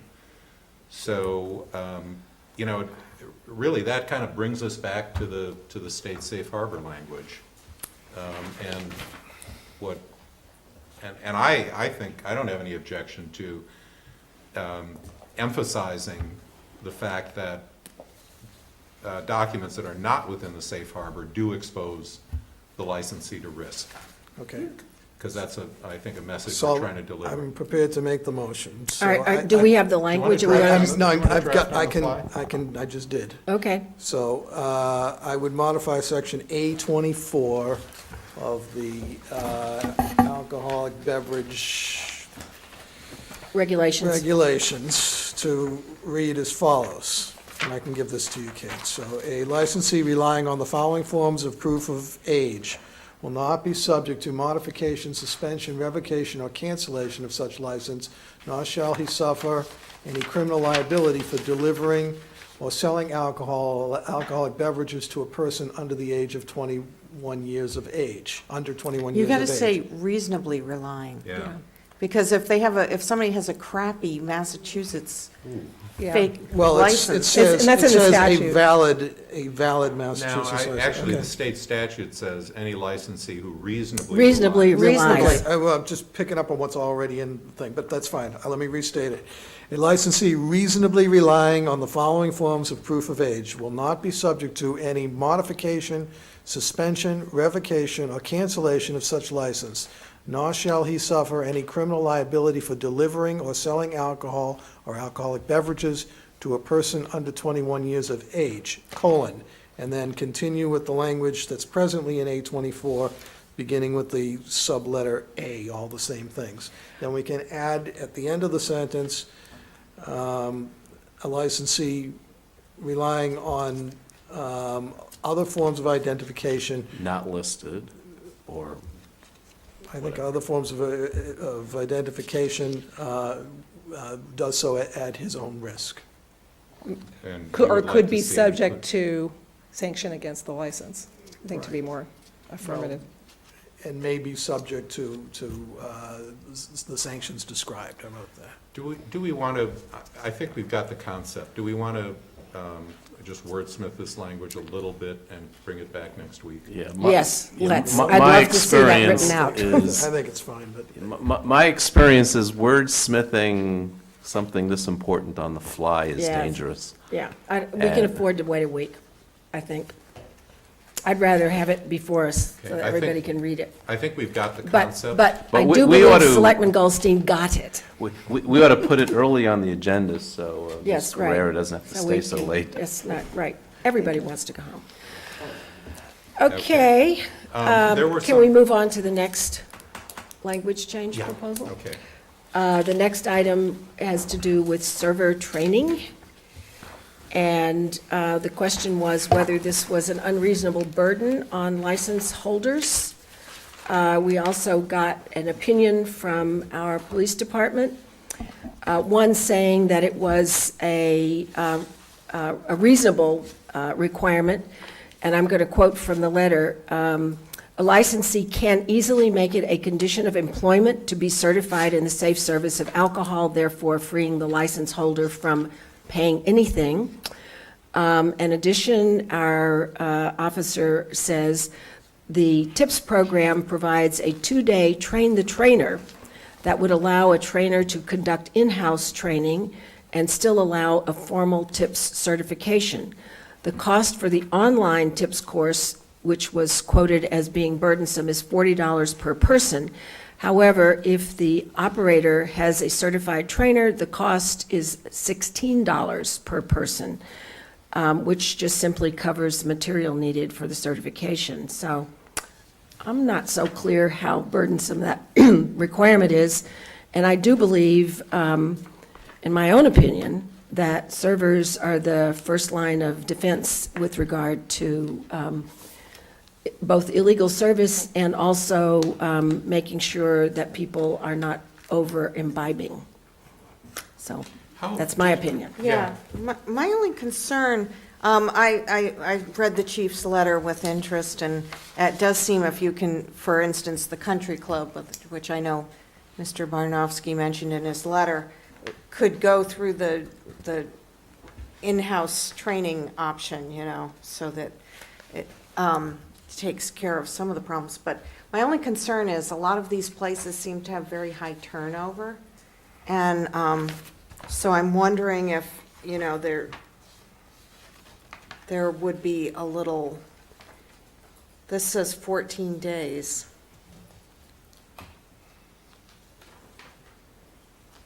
I'm just wondering if that's a tight time frame, given that they may have a lot of turnover and constantly be having to train new people. Well, then you'd never have anybody trained, would you?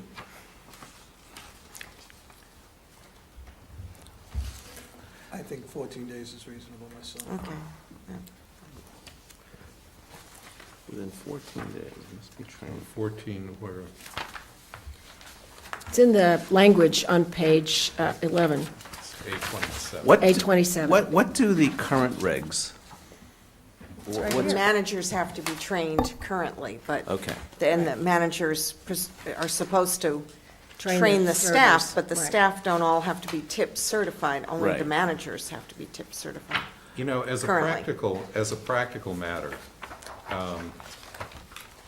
Attorney Barnofsky's proposal is that the staff be trained by the manager. Right. And not tip certified. What we've learned from the chief is that the staff can be trained by the manager and be tip certified. Right. If At the an manager additional is a cost trainer. Yeah, right. at an additional cost of $16 per employee. And I assume that the time the time for tip certification is 2 to 3 hours. I assume that the time for a decent training program is not going to be significantly different from that. There's probably some testing that you take at the end, but that is probably I time think well actually spent. it's So- done online, and I believe we've had it reliably reported to us that it takes less than an hour. Okay, well then, even more so. If you have an establishment with high turnover, I think it would behoove the manager of that establishment to become tip certified as a trainer and do the training, and I don't see that as a huge burden. I agree. Because Okay? So are we sticking with our current language? Okay. Is that right? Yeah. Okay, then the last item raised by Mr. Barnofsky is hours of service. Would like to grandfather people who are currently allowed to serve at 8 a.m. I will vote against this. I don't care what anybody else says or decides. tell us how you really feel. Just get it out there. You can leave it as is. I will vote no. What pages? Well, that's item is on that? page 15B11.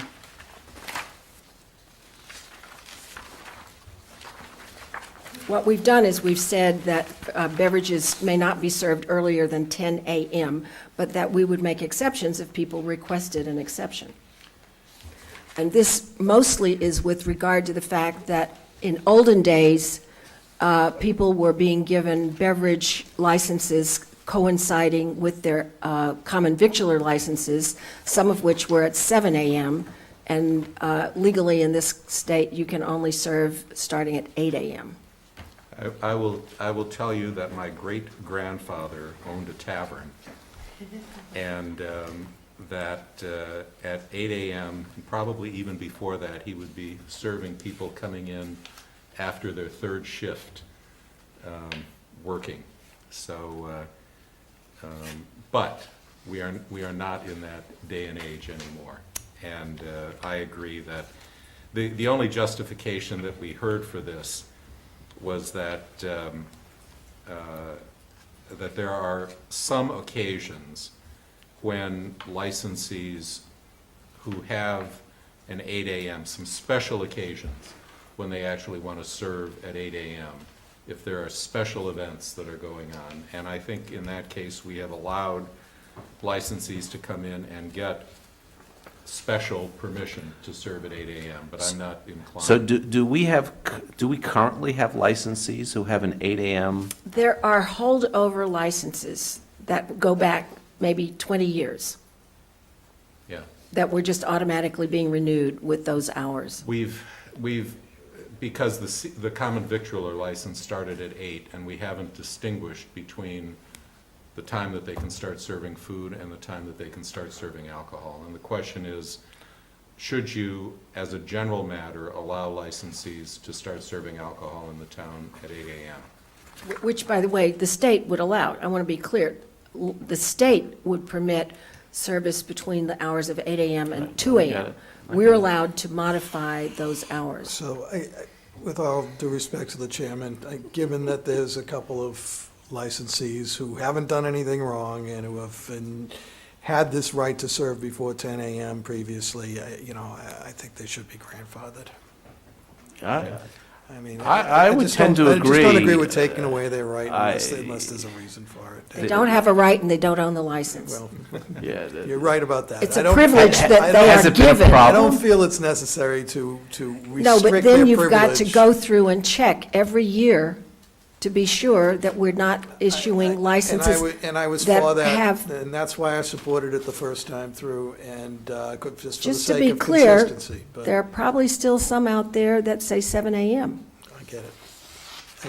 But there hasn't been any complaints about them either. So I get it. The reason I supported it earlier was because the consistency made everybody's life easier. On the other hand, if you're putting a restriction on a privilege that hadn't been there before, I think there's got to be some showing that it's more than for the town's convenience. And let me just say, I'm comfortable with the 10 a.m. and the fact that the only justification for this that we've heard is special events, and I think that does not require opening or the right to open every day of the week or 6 out of 7 days of the week at 8 a.m. That takes you back to the day that people were coming in off of the third shift and working and drinking. And that, as a practical matter, is not today's circumstances. So I think 10 a.m. is early enough to open. It satisfies all the legitimate needs. If there is a special event that requires opening at 8, somebody can come in and very quickly ask for an extension. Yeah, I think given that we have the possibility of granting them something earlier if there's a special occasion. I think we did try to be accommodating here, in honesty. So, I mean, the sense I have is that it's 3 to 2 to stick with Right, the that's 10 my sense. 10 a.m., so. I can live with it. Okay, then can we vote the regs? No, because we're redrafting the first, and that. Oh, right, sorry, okay, but can we? I have a suggestion. I mean, I could Yeah. go redraft it now and come back. And We then- still You have don't want to zoning to spend do. another night with us? It's 10, you don't even have to be here if You you know get us what? the language. If you could do that, we would vote them, and then they would be done. I mean, if you're volunteering and I'm want to get it volunteering. off your desk, I'm volunteering, and we're hitting renewal, so it, you know, Yeah, you're right. There are some deadlines coming up. We'd be better off with these regs in Well, place. that's why I wanted to try and move it based on Yeah. my verbal. You're So why don't you kind. give Patty your language? I think I have I think it. she's got it. I It's think all, she's it's got all it. right in Okay. there, so. Okay, all right. Thank you, Patty. So If why you don't we do can do that, and that. then there's also the food regs vote. Right, there's no question of, as I understand it, we didn't have any changes and we could vote them. Right. I don't think there's any concerns about them. I didn't hear any anyway. Correct. So, well, I mean, just to move things along, do we have I any just comments or wondered- questions? I just had a question. Yep, On In page food. 6, which is A15, the BYOB. Yep. I think that language should then mirror the change in language that we're Right. making Yes. in the liquor. Right. You're right. Right. oh, you're absolutely right about that, Page thank you. 17-7, A15. Okay, So we've got more than Okay, the liquor change. okay. so shall we hold this off until we get the language? Because it's going to, 17-6. yeah, A15. Yeah, but as I think I agree that you could just send it to us next week and not be here. You don't she's have to asking really- to do it now and let's get it over with, I Well, think. I'll defer to you. What would you like to do? But she's I offering. don't mind. I'm Well, offering. it's after 10 I say o'clock. get yeah. it, get it Do done it. tonight, and let's Okay. Yeah, stop go talking do it. about We'll hold off both of these and we'll vote them later. All right, finally, let's get to something really exciting. Warrant articles, everybody on board? We got a slight change, which I found a little puzzling. Article 6, the advisory committee has made a language change. If you look at, I hope you've got it in your packet, it's got a circle that says advisory committee. It's a single sheet, looks like this. Everybody got it? The or? The or, prevent. yes, right. I guess my view is I'd take out the word minimize and just prevent, but I don't understand, looking at it now, why you would put in or, so I am This is the puzzled. purpose. I don't know if it's substantive to I don't know. worry why. about. Well, we'd certainly like to be in agreement, wouldn't we? Yeah, well, But I don't understand what You the want to prevent and not purpose. minimize, or Well, I mean- minimize and It's not like prevent? we either prevent it or we minimize it. I'm not sure about either or there. Personally, I want to prevent. I'd take out minimize, I want to, but that's me. I want to do both. I think Okay. and was right. And, want to stick with and? I think and was correct. boy, I'd go with or. I prevent possible adverse public health and, Dr. Balsam, were you there, and can you can't please both tell us prevent this. what? I have Alan Balsam, Public Health and Human Services, just having been there, their position was you can't do both Oh, You really? can't prevent And at the minimize. same time. At the same time. Simultaneously. That's their position. That's their view. All right. Unless, And they're sticking with that. unless minimizing is tantamount to prevention. If you minimize it so much that you prevent it, but then you don't need minimize. I have a feeling that I know who on the advisory committee brought this grammatical I issue, was- this semantic I was issue up, thinking. but I'm not going to mention All right, his look, name. are we, What's his initials? are we going to stick with and?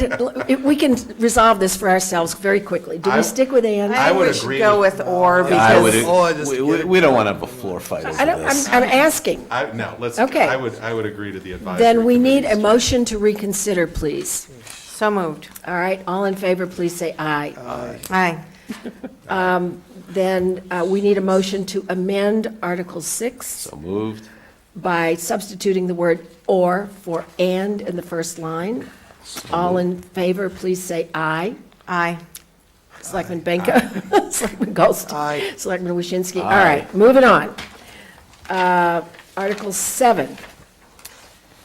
That was also amended in the infinite wisdom of the advisory committee. Is No, is this the right version? Because I heard that they amended to be 500 feet from schools or parks? No. No, they didn't go for The that? advisory committee subcommittee was schools or parks. The The full committee advisory just did- committee left it as just schools. Gotcha, okay. which is Good. what we voted. Yeah.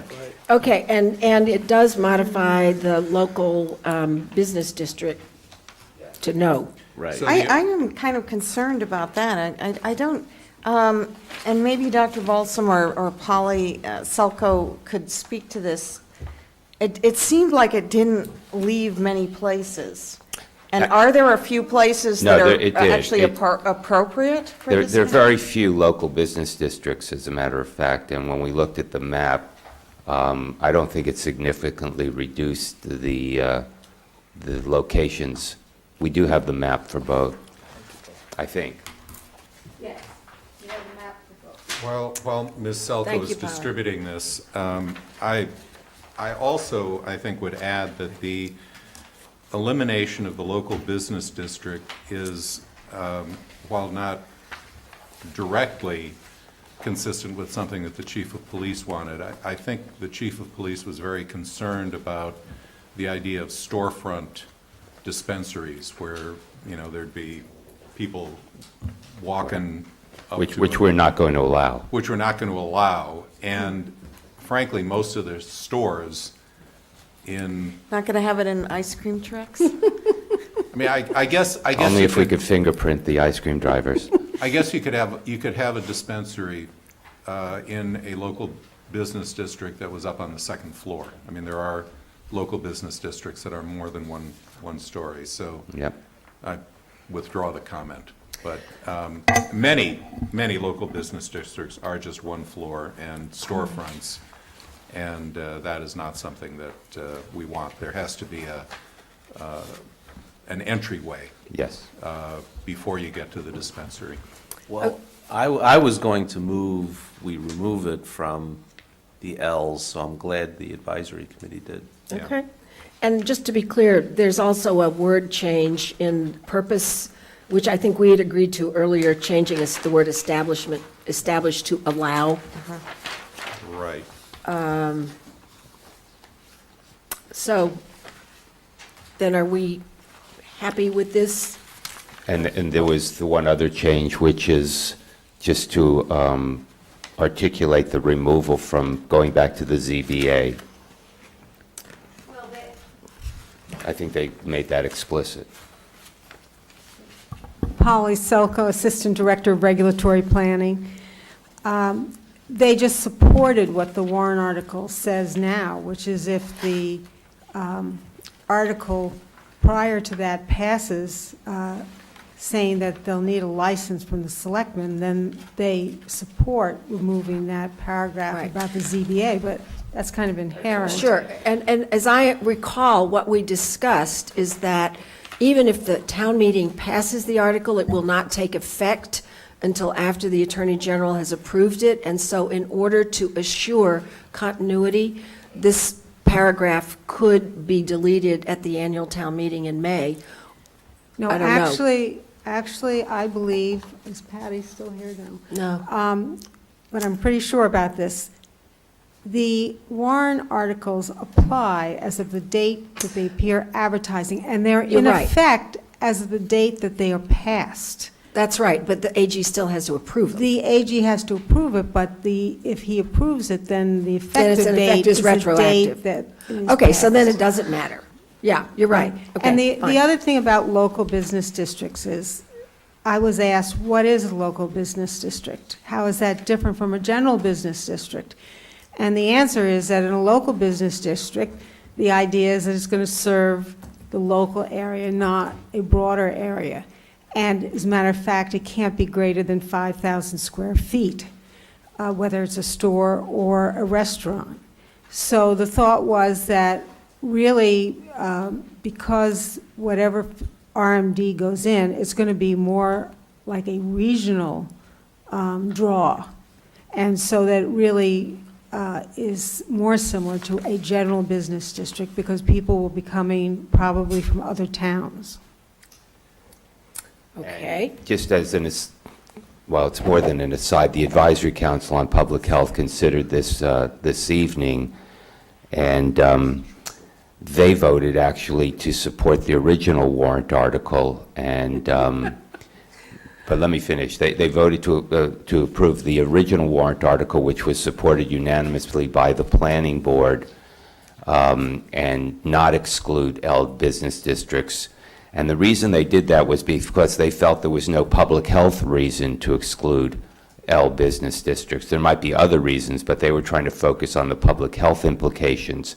But they were very clear that they did not want their vote in any way to prevent the moratorium from being lifted. And so tactics and strategy on the floor of town meeting should not, their vote should not be used in order to prevent we don't want the perfect to be the enemy of the good here.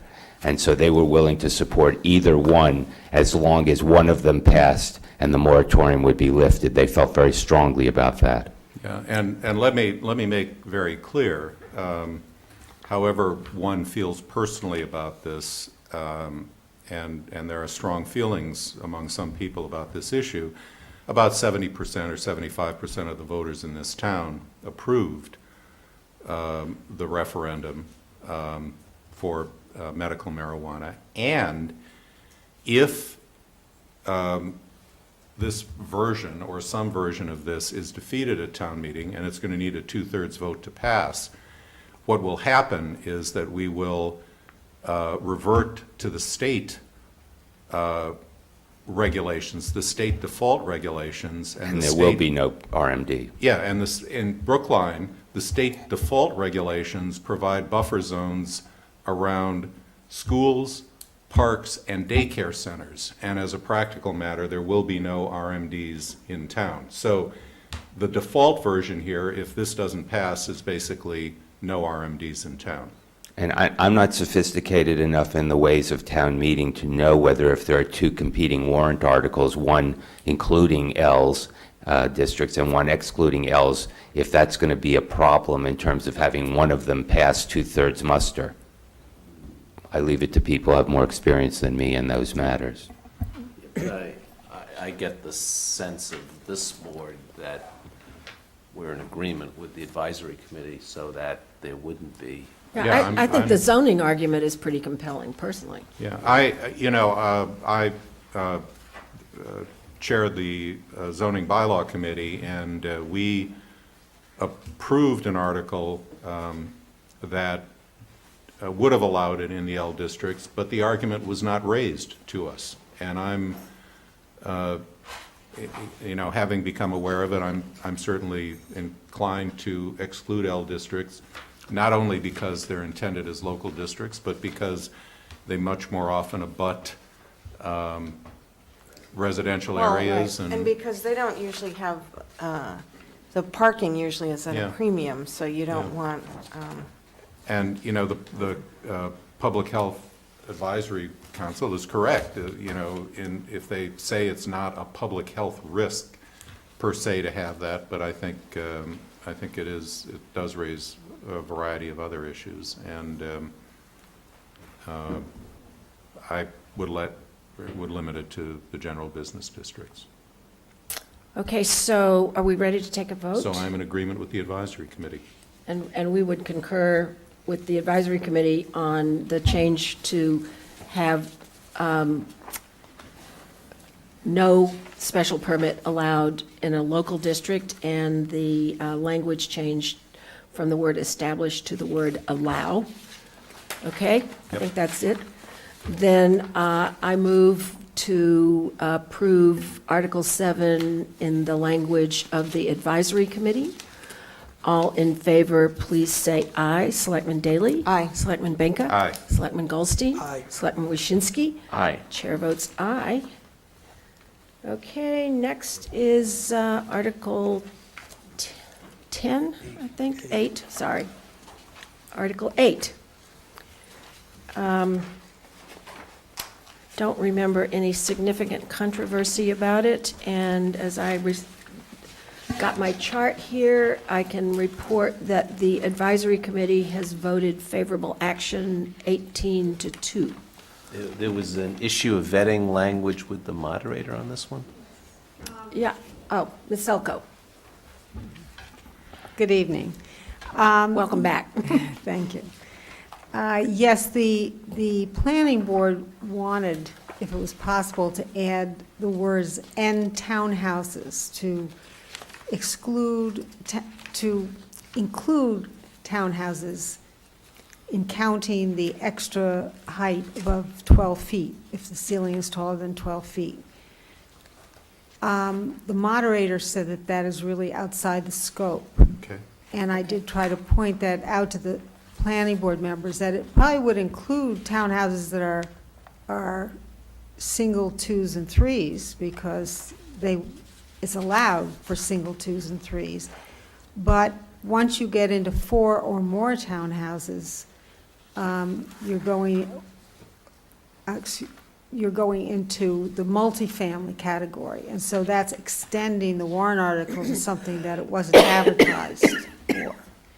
So the planning board had directed me that if the moderator didn't okay it, that I should take that out of their recommendation. Okay. Well, that makes it easy. Then, as I understand it, there's no dispute about the language of the warrant article. Am I correct in Yeah, this? it's just the and attached townhouses is not in, and the other changes are. Okay. So then I want to be careful. We're moving the warrant article, but not as amended, because the amendment is the planning. Okay, all right. Well, has the advisory committee voted this? Yes. Without the, They did vote it. They voted as it exists in the warrant? They voted it as submitted. Without the planning board's without the Correct. planning board's language, I think is the Right. point. Correct. okay. All right, so then I will move the article under the zoning, Article 8, as, So it's page 18-30 Yeah, right. in our packet, and 31. yeah, right, okay, 18-30 and 31. that's the Thank right- you, that's I think helpful. that's the That right gets us version. to the right version. All that in right, favor, Dick? Yeah. please say aye. Selectman Daley? Aye. Selectman Benka? Aye. Selectman Goldstein? Aye. Selectman Waschinsky? Aye. Chair votes aye. Good, moving along. Article 9. Ms. Correa has returned. Oh, would you like to give us the language and we could let you go? However you'd like to do it, though. Sounds like you would like to proceed. Yeah, let's get you out of here. Would like to send you home. Yeah, Ms. Selko would like to go home too. I'm Yeah, sure. right. Sorry.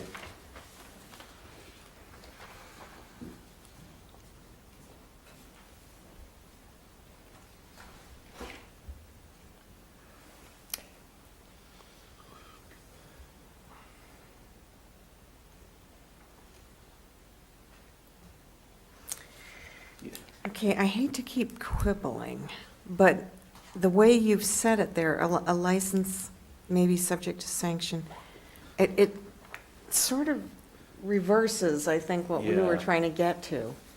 Yeah, What we were trying to say was you can take it, but you're taking it at your own risk, whereas this. Risk that the license will be sanctioned. That's the risk, right? Yeah, but this looks like you're saying the If- very act of taking it Right. means you're subject to sanction because you took an out-of-state Should be license. reliance. Yeah, I think we really need to hold this till next week, and I'd be happy to work on this language and send it back to you. Sorry. If that's the case, then I would say, I recommend that we hold both of these, we consider them next week, and not try to do anything at 10:30 at night when my gray cells do not run very fast. Okay. Thank you very Okay, much, thank you sorry. very Thank much. you for trying. Okay. Next is Article 10. Nope, 9, sorry, accessory 9, dwelling units. accessory dwelling units. And in that case, we've got no amendments from the advisory committee that I can see. Ms. Selko, was there any change at all in their language? No, the No. planning board voted to recommend it as submitted, although with the added recommendation that the planning department come back at a later point and perhaps just prohibit accessory domestic. The planning Oh, board would like- right. Planning board would like to go further. In the end, okay, Yes. all right. But- But for the They moment. realized that this was an important first step. Yeah, it's Okay. particularly hearing that last bit that I am going to vote against this, and I want the record to reflect that having heard extensively from our senior citizens about their needs for caretakers and provisions to have caretakers near them, that is why I'm going to vote against it, particularly since they're planning on going even farther. I think. Okay, but we pretty much know what this says, right, everybody? There's no controversy other than the disagreement about whether it's the right direction. It's a pretty basic disagreement. Well, it's fine, it could be, you can have different views on this one. But just to clarify, the caretakers are allowed in homes. Right. This doesn't preclude that. Right. The objection from the opposite side is that if people are allowed to create accessory dwelling units for caretakers, then subsequently, when the property changes hands, it's then no longer an accessory dwelling unit for caretaker. It's for other uses over which our zoning does not provide any restriction. And so suddenly you have multi-unit buildings in single-family districts by default. And I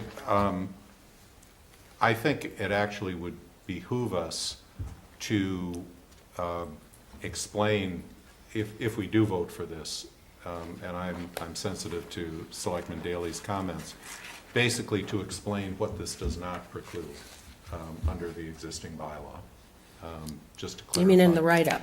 Yeah, Because in the it write-up. certainly has Yeah. no impact on dwellings that are set up for kosher kitchens, and it has no impact on dwellings that actually have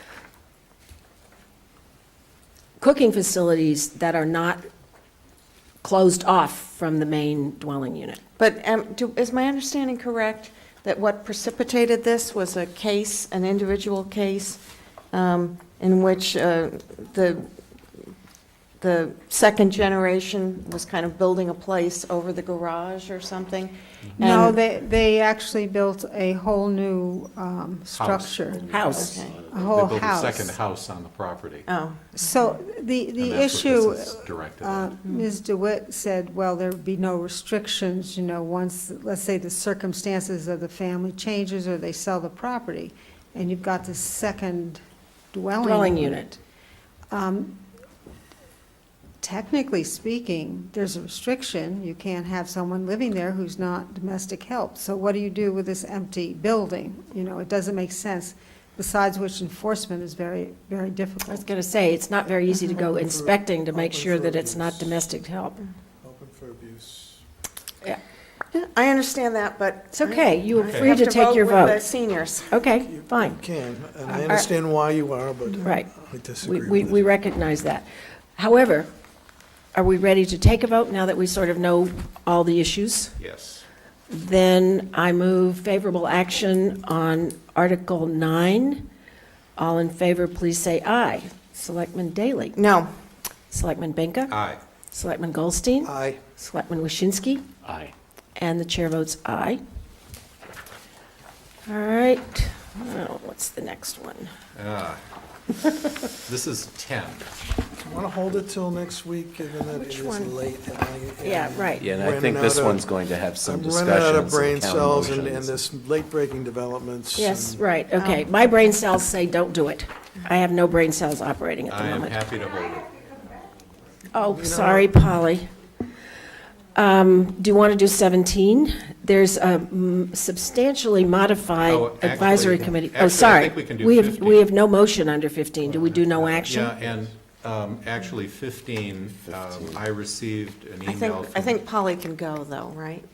Yeah, Polly, we're not yes. going to do any more zoning articles. Sorry. Thank you very much. On 15, I received an email from Ruth Ann Snyder from the petition. She says she's not moving it. Yeah, well, she said she was withdrawing it. i.e. Right, she's she not can't move moving it. Right, So- okay. Right. So So we vote no action. no action. Right. All right, all in favor of no action under Article 15, please say aye. Selectman Daley? Aye. Selectman Benka? Aye. Selectman Goldstein? Aye. Selectman Waschinsky? Aye. Chair votes aye. And then there is an extensively modified, I think, resolution that the advisory committee passed under Article 17, and unless you've had time to look at it, I suppose we could hold it I have it. again. I'd like to hold that one, please. Okay? Is that, do we have that? Yes. 51 to 58. Yeah, we've got it. Wait a minute. So which, Deep in here. okay.